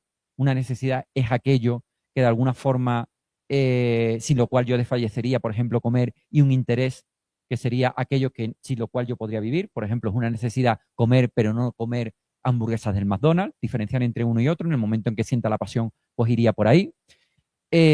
Bueno, cantar y expresar, meditar, o sea, reflexionar, que esta sería otra de las características, que sería a partir de textos filosóficos, leer esos textos filosóficos y todos los días, igual que si pudiera ser un texto bíblico, de alguna forma leer esos textos para que nos sirvan como un recuerdo y meditar sobre esos textos, ¿vale? Bien sea directamente a meditar. Sigue hacia adelante, sigue. Eso. Meditar. De tal forma que a partir de estas meditaciones, a partir de estas lecturas que yo voy haciendo diariamente, pues también pueda llegar a esta situación en donde yo domino mi propia situación. Si pasas a conclusiones, Simón, hay varias hacia adelante, ¿vale? Y voy cerrando con las conclusiones, que son las 2:38, ¿no? Conclusiones. Pues de alguna forma, estos puntos que tenéis aquí. Por una parte, la educación emocional debe formar parte tanto del aprendizaje del alumnado como del cuidado del profesorado. La educación emocional no solo compete a los alumnos, compete también a aquellos que estamos trabajando dentro de la propia educación. Segundo, educar no es solo educar en contenido, no es solo educar cognitivamente, educar es formar personas y por lo tanto educar también es, como digo aquí, aprender a responder con serenidad, conciencia, criticidad y profundidad ante las dificultades de la propia existencia. El estoicismo ofrece algunas herramientas para ello. Aquí las hemos visto muy rápidamente, pero la idea era sobre todo que vierais cómo el estoicismo precisamente da eso. A partir de aquí podríamos ver cursos en donde precisamente estamos formando eso, libros como este que os he pasado, bueno, o este otro donde hay resultados de investigación, ¿pasas? Donde hay resultados de investigación de lo que estamos haciendo. Y por cierto, si alguno de vosotros quiere acceder a alguno de estos libros, he traído como 3 o 4 y luego podéis acceder directamente, os lo puedo facilitar. Entrenar hábitos filosóficos fortalece la autonomía, el pensamiento crítico y la capacidad de actuar sin perder la tranquilidad de ánimo. Y las pasiones pueden trabajarse, como hemos visto, mediante ejercicios de reflexión, humor, meditación y análisis de nuestras propias representaciones. Si me pasas a la siguiente, Simón, en ese sentido nosotros tenemos cursos como por ejemplo este, que vamos a impartir Víctor y yo, entrenar el pensamiento de las infancias y las adolescencias, y todos aquellos, pues, es un curso online que certifica la Universidad de Sevilla y, bueno, puede ser un curso no ya como una conferencia, sino un curso donde podemos entrenar en el caso de la educación, para que a nuestros propios niños, chicos, jóvenes con los cuales estemos trabajando desarrollen sus capacidades de pensamiento crítico, de pensamiento creativo, de pensamiento cuidadoso, y es algo, bueno, que estamos haciendo en los últimos tiempos. Y una última, y con esto sí cierro ya, una última es el siguiente vídeo, Simón, que es el de los desgraciaditos, que nuevamente es un vídeo donde nos dan una última recomendación, que es, si me pones el vídeo, que es que es importante que nosotros no solo trabajemos todo esto a nivel individual, sino que es esencial también que trabajemos con otras personas. Y por lo tanto, es esencial también que trabajemos acompañadamente. Es decir, gestionemos las emociones, pero claro, con otras personas, y precisamente si necesitamos un sparring, sería interesante que tuviéramos otra persona. Y en esta chirigota de los desgraciaditos, se llaman así los desgraciaditos, pues precisamente se plantea eso, la necesidad de los demás para trabajar eso. Es que es chirigota y entonces pues tienen irónicamente esta línea. ¿Me lo pone Simón y acabamos con esto?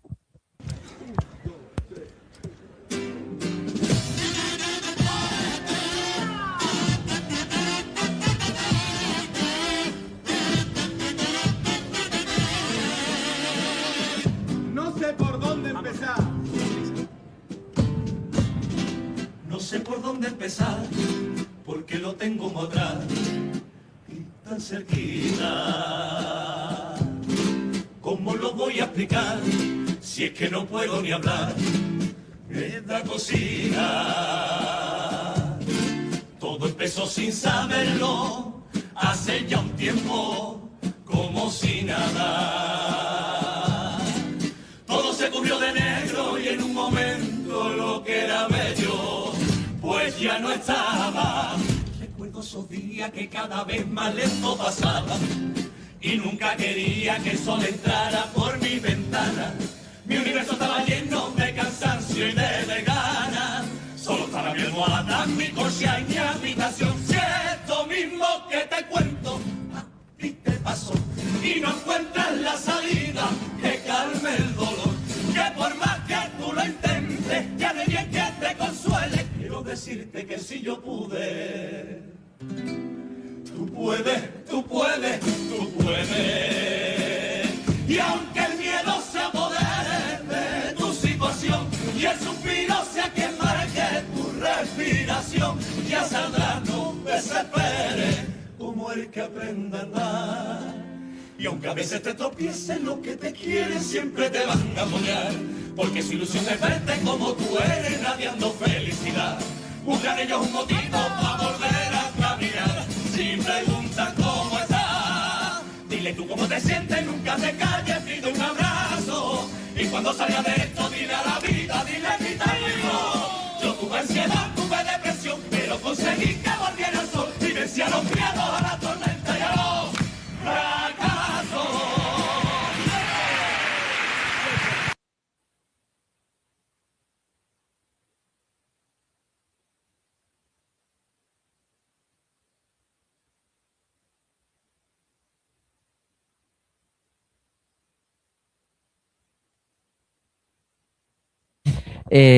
Y nada más, decía María Zambrano, la razón no está para que uno la tenga, sino para que entre todos la sostengamos, y yo creo que ahora podría venir un momento interesante para que podamos hacer un diálogo en estos 15 o 20 minutos que tengamos y podamos hablar. Tenéis mis redes sociales, si la pone Simón, en la última transparencia. Aparte de los que estemos aquí, las personas que estéis del otro lado, pues me podéis encontrar en la siguiente. En redes sociales o en mi correo electrónico, pero creo que antes de encontrarme en redes sociales o en mi correo electrónico, pues yo creo que podemos compartir un poquito y ahora tener un poquito de diálogo sobre lo que hemos estado hablando. Y nada más, muchas gracias.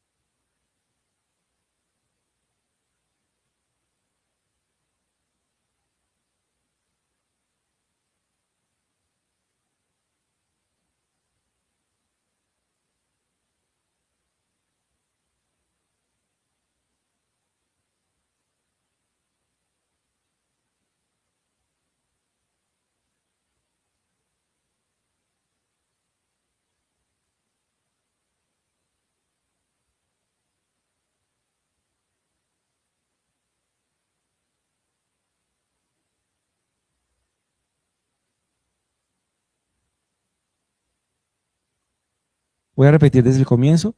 Eh, Cuando vemos la realidad de aplicarlo y sobre todo en los contextos de vulnerabilidad donde especialmente se ha interesado usted por trabajar, vemos resultados. Y esa es la pregunta, es decir, ¿cómo esto realmente cobra vigencia en los contextos en los cuales usted ha querido especialmente acercarse? Y de hecho, ¿por qué hacia los contextos de vulnerabilidad social? ¿Por qué esa mirada tan particular hacia esos contextos? A ver, en las investigaciones que nosotros hacemos, que usted está manteniendo, que usted me está haciendo, usted tiene resultados igual que tengo yo, porque afortunadamente compartimos cuestiones y podría hablar de resultados cuantitativos y cualitativos. Y en ese sentido, sí vemos que entre las personas con las cuales hemos trabajado hay un aumento cuantitativo de regulación emocional, hay gente que tiene una mayor apertura mental, hay gente que, por ejemplo, en prisión hacía años que no hablaban con su familia porque la pasión se lo impedía y después de años vuelven a hablar con la familia porque se lo plantean como un ejercicio, es decir, precisamente la situación difícil como un ejercicio para entrenarme.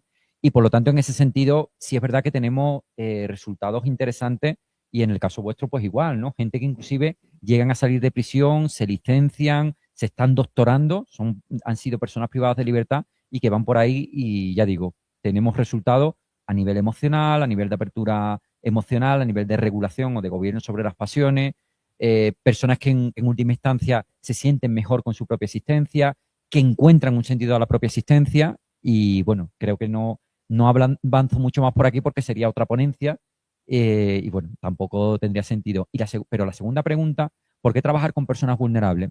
Y la razón es muy sencilla y es porque permitidme la expresión, porque los burgueses, las burguesas, se pueden permitir pagar a determinadas relaciones de ayuda para si tienen determinado tipo de problemas afectivos, lo pueden pagar. Pero en una prisión, como por ejemplo en El Buen Pastor, como por ejemplo en Sogamoso o en otras prisiones donde tanto Marfil, Proyecto Parche como Boecio estamos trabajando, no se lo pueden permitir, ¿no? Hablábamos antes inclusive que en muchas ocasiones en las prisiones ya no es que no haya filósofos, sino que es que no hay ni siquiera psicólogos, o sea, especialistas en psicología, y por lo tanto a mí me inquietaba mucho más eso, y sobre todo a la hora de poder ofrecer algo a alguien, pues sinceramente hay personas que me preguntan, bueno, ¿y esto se puede hacer con colectivos que no sean vulnerables? Por supuesto, pero yo no estoy interesado. ¿Por qué no estoy interesado? Porque esos colectivos se lo pueden permitir económicamente. Pero alguien que está en una prisión, alguien que está en una situación de vulnerabilidad, no siempre hay ese apoyo para hacerlo. Y entonces por eso a mí me interesa este tema. Y por un tema de justicia social. O sea, ellos se lo pueden permitir porque lo pueden pagar. Los otros no lo pueden pagar, pues yo creo que es más justo dárselo gratuitamente a los otros porque no se lo pueden pagar. Es una cuestión de justicia social, de racionalidad, de algo natural, ¿no? Ellos lo pueden pagar, los que no lo pueden pagar también tienen derecho a recibirlo, pues que lo reciban gratis. Y por eso he ido yo a estos ámbitos de vulnerabilidad. Qué interesante escucharlo y además aprovecho para decir en esta pregunta la pertinencia y la conexión que tenemos con José Barrientos, que es un lujo tenerlo en la universidad y que Uniminuto logre además encontrar en la propuesta de Boecio una alternativa y una manera como también puede ampliar y complementar lo que venimos haciendo en el Departamento de Filosofía al pensar en una filosofía con una perspectiva social. Cuando nace Marfil, de hecho, nace justamente con esa inquietud y recuerdo ahora palabras de John Larry cuando nos decía, conocemos a Littman, conocemos lo que se hace en filosofía para niños, pero en Colombia no se está haciendo esto en contextos sociales, se está haciendo en contextos burgueses y se estaba haciendo de hecho en contextos burgueses. Y dijimos, bueno, y si exploramos esto en contextos no formales, donde el minuto de Dios está presente, metámonos a ver cómo nos va. Y esa entrada fue la que nos permitió ir mirando que en estas condiciones estas personas no tienen muchos recursos y recursos incluso académicos o familiares o emocionales para tramitar. Y la filosofía ayudaba con el pensamiento cuidadoso y con todo lo que se hacía. Y aquí vemos ahora una pertinencia. Simón, no sé de qué forma se pueda leer la pregunta grande o tocaría que ustedes se ampliaran la pantalla o si no, que ustedes más cerca de la pantalla pudieran leerla. Perfecto, entonces aquí está Angélica María Ardila, dice, ¿por qué es importante que los profesores aprendan a manejar sus emociones y cómo influye esto en el aprendizaje y la convivencia dentro del aula? Supongo que sí, esta ya de alguna forma se trabajó. Podría ser que leyéramos varias preguntas, puede ser unas 5, no sé cuántas haya en total, para que miráramos si de pronto coinciden algunas de ellas y las respuestas puedan ser agrupadas. Vamos con la siguiente. Miguel Andrés Mendoza pregunta, ¿cuál es la relación de la apatía y la ataraxia con la encrateia? ¿Sí? Vamos a leer 3 más y tenemos ahí. En un país como Colombia, que ha sufrido de violencia por décadas, ¿qué edad es propicia para empezar a entrenar a los niños en la frustración? ¿Listo? Y vamos con una más, si quieres, para que recordemos y no se nos olvide. Frente al aumento de la ansiedad escolar, ¿cómo se puede enfocar a los jóvenes para trabajar sobre las emociones presentes, controlables, entre comillas, en lugar del desgaste presentado en la incertidumbre del futuro? Vale. Yo creo que la primera hemos respondido un poquito, es decir, cómo trabajar con esto y qué sentido tiene trabajar la educación emocional en las escuelas. Creo que está bastante clara. Si me vas pasando a las anteriores, Simón, y así voy respondiendo, había una que era la relación entre apatía y encrateia. A ver, la apatía es no tener pazos dentro de la propia existencia, es decir, es un concepto también estoico, es el no pazos, no pasión. Por lo tanto, en gran medida, la encrateia sería los mecanismos que nos llevarían a una suerte de apatía. No apatía como entendemos en la contemporaneidad. O sea, tenemos que ser apáticos, pero no en el sentido que se entiende la apatía contemporáneamente, sino en el sentido de que no haya una pasión que me lleve precisamente a desbordarme. La encrateia sería el empoderamiento que me llevaría a la apatía, o sea, los ejercicios que me llevan a ser mucho más potente para no caer en una apatía. Esta que tengo aquí delante, para que podamos hacer varias preguntas, frente al aumento de la ansiedad escolar, ¿cómo se puede enfocar a los jóvenes para trabajar las acciones? Bueno, ¿cómo podemos trabajar la ansiedad? Yo estoy, ahora acabo de entregar un libro que se llama Angústiate. Es decir, más que yo disminuir la angustia, en este libro lo que se fomenta es la angustia. O sea, algo que va un poco en contra de los lineamientos actuales.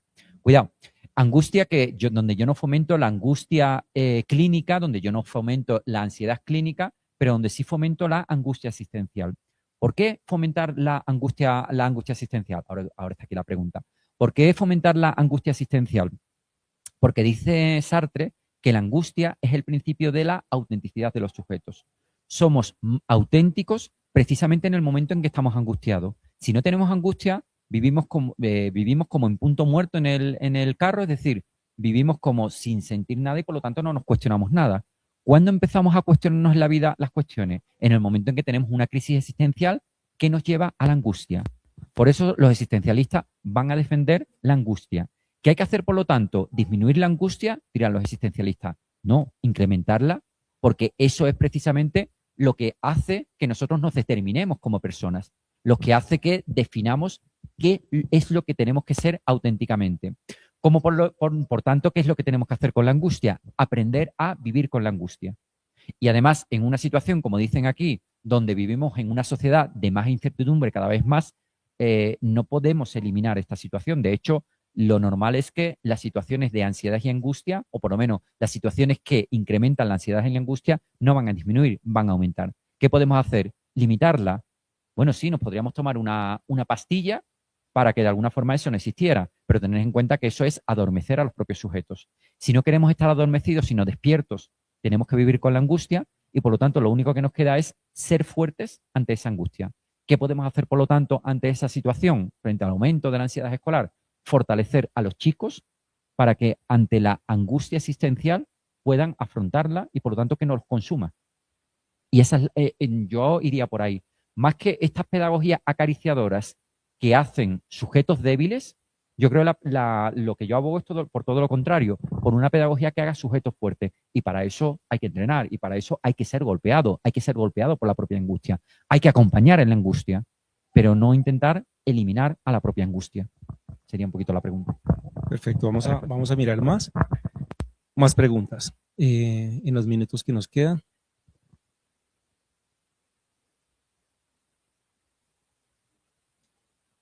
Luis Andrés Ortiz pregunta, ¿una pelea con el jefe o la amenaza de un padre no se arregla como una fuga de agua. Ahí ocuparse es más sobre manejar tu relación, tu reacción y planear el siguiente paso que resolverlo al instante. Pregunta Angélica, ¿crees que las redes sociales han distorsionado el verdadero significado del estoicismo, haciéndolo ver como una forma de reprimir emociones en lugar de aprender a gestionarlas? A ver, a la primera pregunta, efectivamente lo que nosotros estamos haciendo en Boecio es intentar entrenar a las personas. Y esto que yo os cuento en media hora no es una receta para que a partir de esta receta yo ya tenga la solución. No, nosotros estamos entrenando a las personas y por lo tanto, si una persona piensa que escuchando esta conferencia ya puede resolver todos sus problemas, se está engañando. Es imposible. Lo que hay que hacer es entrenar. Igual que si yo os doy una clase sobre cómo se corre una maratón, aquí nadie va a salir corriendo una maratón si no se ha entrenado a correr la maratón. El proyecto Boecio lo que pretende es precisamente entrenar a la gente y para eso hay que hacer ejercicios constantemente. ¿Qué sucede? Que lo que tenemos que ir haciendo es entrenar en estos ejercicios durante meses a las personas y entonces cuando nos llegue el golpe, evidentemente lo podemos afrontar. Pero que nadie se llame engaño de que simplemente escuchando una conferencia ya tiene un consejo, que es lo que en muchas ocasiones hace la autoayuda, y yo ya leyendo este libro yo ya voy a poder solucionar mi propia existencia. No, incorrecto. No hay consejos que solucionen mi propia existencia, pero sí hay entrenamientos que me ayudan a ser golpeado, pero que el golpe no me afecte tanto. Eso es lo que hace Boecio. Por lo tanto, evidentemente, yo voy a seguir siendo golpeado si tengo una pelea con mi propio jefe, pero si tengo un entrenamiento determinado, voy a ser tan fuerte que no me va a afectar y yo, por lo tanto, no me voy a desbordar pasionalmente tanto. Respecto a la segunda pregunta, que es la del neoestoicismo, es algo que a mí me inquieta en los últimos años y sobre los cuales he escrito una trilogía de artículos. Uno ha sido ya publicado en Análisis de Metafísica, me parece que se llama la revista, una revista española, en donde yo analizo la idea del neoestoicismo como una deformación del estoicismo. El neoestoicismo, hay ciertos autores de psicología, hay ciertos autores que son empresarios, hay ciertos psicólogos de distintas disciplinas que han utilizado el estoicismo para fines que no son filosóficos. Y entonces utilizan el estoicismo para generar un mejor liderazgo. Marco Aurelio no pretendía generar mejores líderes. Hay psicólogos que utilizan el estoicismo para disminuir el estrés. Marco Aurelio no intentaba disminuir el estrés. Todo lo contrario, al hacernos conscientes de la realidad, a veces aumentaba nuestro propio estrés. Por lo tanto, efectivamente, como decía Angélica, en algunas lecturas o muchas lecturas que se están haciendo en los últimos tiempos del estoicismo están deformando el mensaje estoico. O digamos, determinadas recepciones contemporáneas del estoicismo no son filosóficas. ¿Son ilegítimas? No son ilegítimas, pero simplemente ellos no están haciendo filosofía. Ellos probablemente estén haciendo una psicología utilizando instrumentalmente como un instrumento a la propia filosofía. Por lo tanto, ¿están deformando a la filosofía? Sí. La vocación del estoicismo no es una vocación terapéutica. Puede tener resultados terapéuticos, pero la vocación es una vocación racional, de generar sujetos más racionales. Lo que pasa es que al generar sujetos más racionales son sujetos que probablemente tengan menos estrés, probablemente estén mucho más tranquilos en su vida y ese será el resultado. Pero el objetivo no es ese. El objetivo son personas mucho más cercanos al logo, mucho más racionales. Ese es el objetivo de Boecio y por extensión de lo que estamos haciendo. Bueno, tenemos un tema de tiempo. Creo que ya falta un minuto para las 8. Les vamos a invitar a diligenciar la asistencia y si da la oportunidad, tal vez leer algunas, por lo menos para escuchar algunas preguntas y hacer un cierre. Esta es la asistencia, les invitamos a los que están aquí presentes también para que la puedan diligenciar y quienes están siguiendo la transmisión pueden escanear en su pantalla el QR con su móvil y registrarse. Esto para efectos también de las cátedras que están asociadas a este espacio. Entiendo que la cátedra de ética. Entonces los invitamos a los estudiantes para que por favor registren en la asistencia. Aquí viene una pregunta. ¿Cómo enseñar límites y autocontrol en una sociedad que impulsa el deseo inmediato? Vamos con una más. ¿En un cerebro racional puede caber un cerebro emocional? Y esto nos lo pregunta el maestro Jaime Alberto. A propósito, le doy un gran saludo al maestro Jaime. Por la segunda pregunta, obviamente estamos en Colombia, estamos en Latinoamérica, somos seres sentipensantes. Xavier Zubiri decía que había una inteligencia emocional y por lo tanto, efectivamente, la racionalidad es una racionalidad emocional. O sea, cada vez que nosotros conceptuamos o vemos algo, no solo estamos recibiendo información, sino también emociones. Si, por ejemplo, yo qué sé, vemos a una persona que se está comiendo una cucaracha, un europeo en términos generales no solo recibe la información, sino que también recibe determinadas sensaciones de asco, de determinadas sensaciones. Si vemos a un niño pequeño y yo soy una madre y me gustan mucho los niños, no solo veo a un niño, sino que tengo determinadas emociones. Por lo tanto, en un cerebro racional puede caber un cerebro emocional. Yo diría que no solo es que quepa, sino que es que un cerebro racional es de facto un cerebro racional, o sea, la emoción y la ración están unidas. Si me pasas la pregunta anterior, no sé si puedes hacerlo, Simón, pero es que no recuerdo. Vale. ¿Cómo enseñar límites y autocontrol en una sociedad que impulsa el deseo inmediato? Yo diría con dificultad, pero buscando los ámbitos en donde eso se está dando. Efectivamente, a nuestra sociedad les interesa que estemos manipulados emocionalmente, que no seamos seres racionales. En las propias elecciones, que vosotros vais a tener elecciones dentro de poco, o sea, esta misma semana, se trabaja mucho con el tema emocional. Yo en algunas ocasiones, cuando, por ejemplo, mi madre, ha habido allí elecciones y ha habido un debate electoral y le he preguntado, ¿qué te parece quién ha ganado en el debate electoral? Y me dice, pues el de derecha o el de izquierda, da igual. Y digo, ¿por qué? Y me dice, porque habla muy bien. Hay que ver qué bien habla este hombre. Eso es una expresión de emociones. Pero si yo a renglón seguido le pregunto, ¿y qué ha dicho este hombre? Muchas veces me dice, no lo sé o no lo recuerdo. Muchas cosas y muy bonitas. Fijaros, cuando eso sucede, mi madre al final está votando porque siente que esa persona habla bonito, habla bien. Pero eso es un tema emocional. Eso es parte de la propia retórica en un sentido emocional. Acabo, en un sentido emocional. Pero al final, toda la parte mucho más racional se diluye y se destruye. Por lo tanto, estamos siendo trabajados muy por ahí. Los anuncios, lo que nos están vendiendo son emociones. Coca-Cola, no sé si puedo hablar de Coca-Cola, pero Coca-Cola lo que vende son emociones, no vende un líquido. Y normalmente muchos de los productos que tenemos alrededor nuestra, lo que están vendiendo son emociones. Un móvil o la lotería. ¿Aquí tenéis la lotería de Navidad?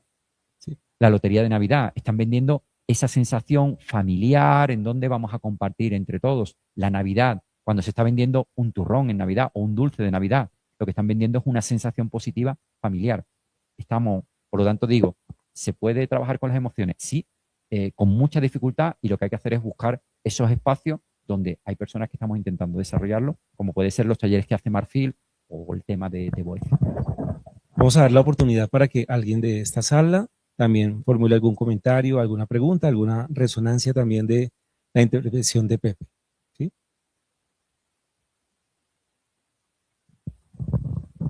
Bueno, me surge una pequeña duda, pero no sé si tal vez no sea como el espacio para resolverla. Y es otras escuelas filosóficas o otras filosofías más contemporáneas ven las pasiones como algo propio de la naturaleza humana y como necesario, propicio, desarrollarlas, incentivarlas, impulsarlas, las pasiones como un factor, digamos, ético, no negativo, sino más bien positivo. ¿Cuál es su apreciación sobre este tipo de comprensiones de la filosofía o de las pasiones filosóficas de las pasiones como menos racionales y viendo las pasiones desde un punto de vista más positivo? Sí, muchas gracias por la pregunta. Yo siempre que explico el tema de las pasiones, lo primero que hay que hacer es una indicación de que el concepto de pasiones no es el concepto que se maneja actualmente de pasión, porque evidentemente el concepto que manejamos de pasión es muy positivo. Una persona apasionada, enamorada por lo que está haciendo, no tiene nada que ver con esta concepción que yo he dado. Y entonces hay veces que hay personas que me dicen, bueno, pero Pepe, el que está enamorado de su trabajo, el que está apasionado por un ideal dentro de la vida, ¿no sería algo negativo? Desde la consideración actual, no. La propia Marta Nussbaum habla de pasiones racionales y dentro de la propia democracia como precisamente eso que nos mueve a hacer algo. Yo creo que desde la categoría estoica habría que hablar más bien de emociones racionales.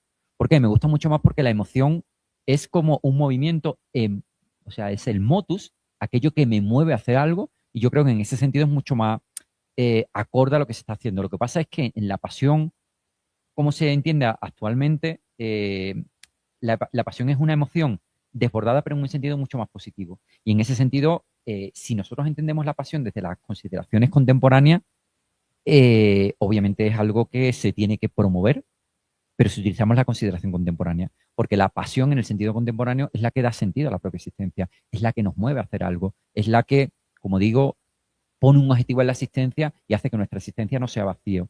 Por lo tanto, en ese sentido, pues obviamente sí habría que ir hacia adelante, y hay autores que han trabajado precisamente esas concepciones.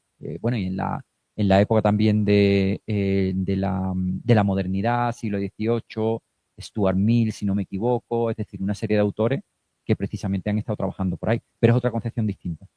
Si utilizamos esa concepción, por supuesto, hay que fomentar las pasiones dentro de los propios sujetos. Pasiones educativas, pasiones formativas, o sea.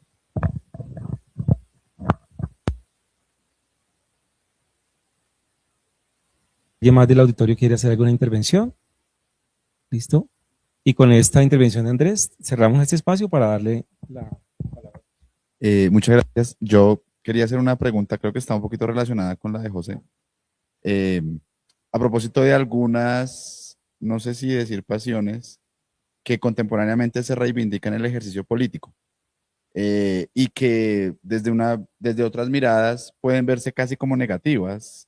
Estoy pensando como en la rabia, como en la indignación, como en que en ciertas circunstancias parecen tener como una consecuencia positiva o algo por el estilo, ¿no? Pues, digamos que por un lado estaba pensando como en esas pasiones, no sé si decirles pasiones, que en el fondo parece que pues conllevan también cuestiones positivas y casi que uno diría como, pues hay que sentirlas o está bien sentirlas, no sé.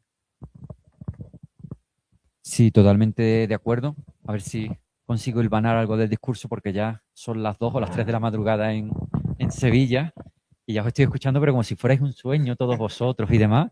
Estuviera dentro de un sueño, bonito sueño, no sé si pesadilla o sueño. Pero efectivamente hay cierta... Los estoicos te dirían que si son pasiones y desbordan al sujeto, siempre son negativas. Siempre son negativas porque, quieras que no, aunque haya resultados positivos, han roto el equilibrio tranquilo del propio sujeto. Y esta gente están trabajando, entre otras cosas, por esa tranquilidad de ánimo, concepto que utiliza Marco Aurelio, y por lo tanto, en el momento en que has roto eso, vas hacia atrás. Por lo tanto, te estás destruyendo desde una perspectiva personal. Ahora bien, podemos decir, pero, un momentito, Fer, que necesito que me des una cosa. Bueno, ahora bien, es cierto que en determinado tipo de contextos, inclusive determinado tipo de violencia, yo no sé inclusive si es hasta necesario, porque las sociedades están tan estructuradas, por ejemplo, en el tema del feminismo, están tan tremendamente estructuradas que hay que zarandear a las propias sociedades. Y yo en los últimos tiempos, sin defender cualquier tipo de violencia, pero en los últimos tiempos me planteo si determinadas sociedades, para que cambien, requieren algún tipo de violencia. Por ejemplo, yo me acuerdo en México que cuando salían grupos feministas, pues por las calles, en determinados tipos de días, salían destrozando algunos comercios. No los destrozaban totalmente, pero destrozaban la puerta y demás y tal. Claro, yo inicialmente cuando veía eso, pues yo no lo veía legítimo.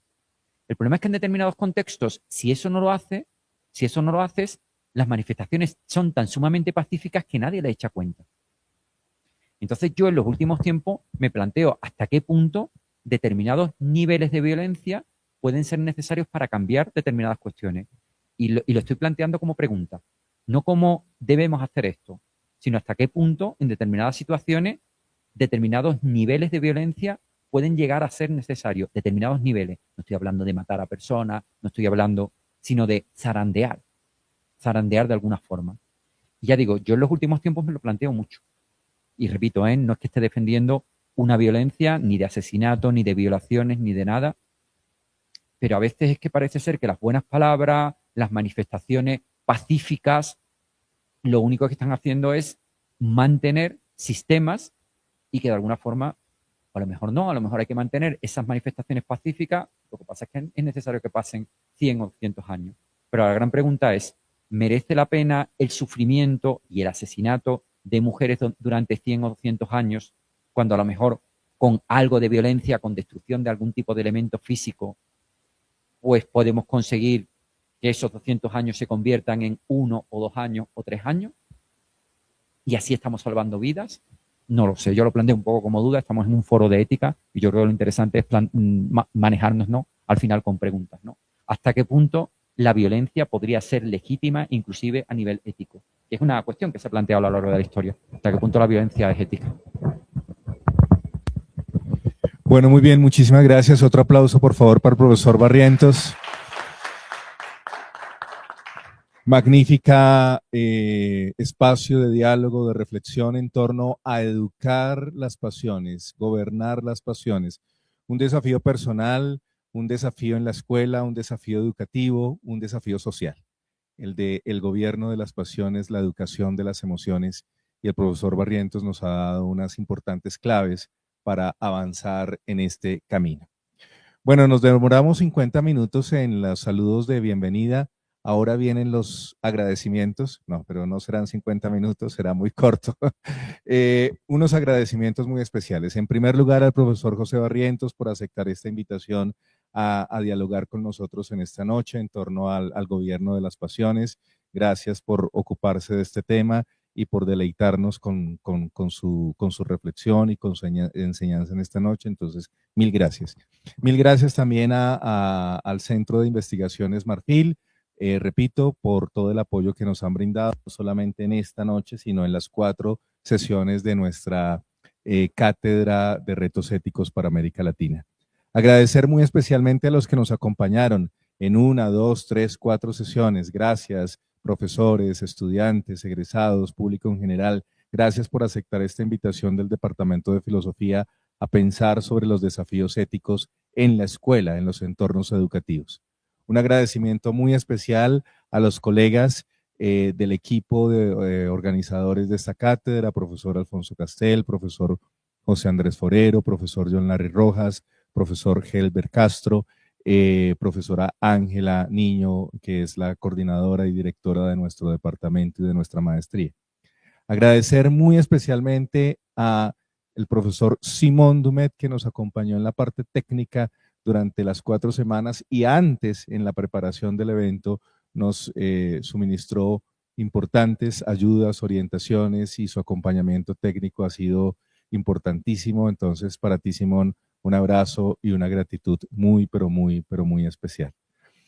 Finalmente, pues invitarlos a todos a continuar en los procesos formativos que vamos siguiendo adelante, invitarlos a conocer la maestría en ética y problemas morales contemporáneos, los proyectos de Marfil, diplomados, cursos de formación que ellos dirigen y ofertan permanentemente, invitarlos a conocer nuestro curso de ética profesional y a seguir profundizando en la ética profesional, y nuestro departamento de filosofía en general, que tiene, como Víctor lo indicó, un propósito de hacer una filosofía social, una filosofía al servicio de los grandes problemas éticos que nos desafían en nuestra contemporaneidad, en nuestro presente. Gracias a ustedes, queridos amigos y amigas que nos acompañaron aquí presencialmente. Gracias por su presencia tan significativa. Y bueno, nos encontramos en otros espacios y el año entrante, por supuesto, en la 7ª versión de la Cátedra Internacional de Retos Éticos. Una feliz noche para todos. Hasta pronto.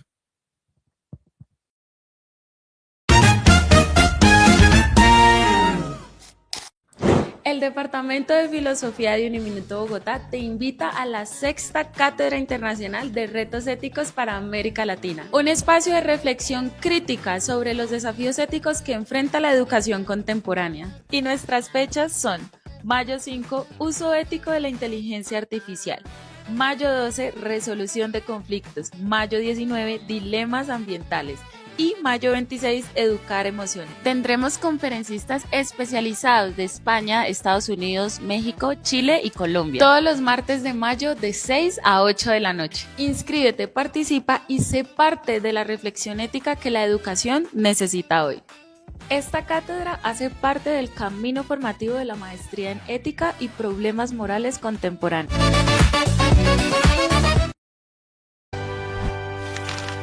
una iniciativa del Departamento de Filosofía y el Centro de Investigación Marfil.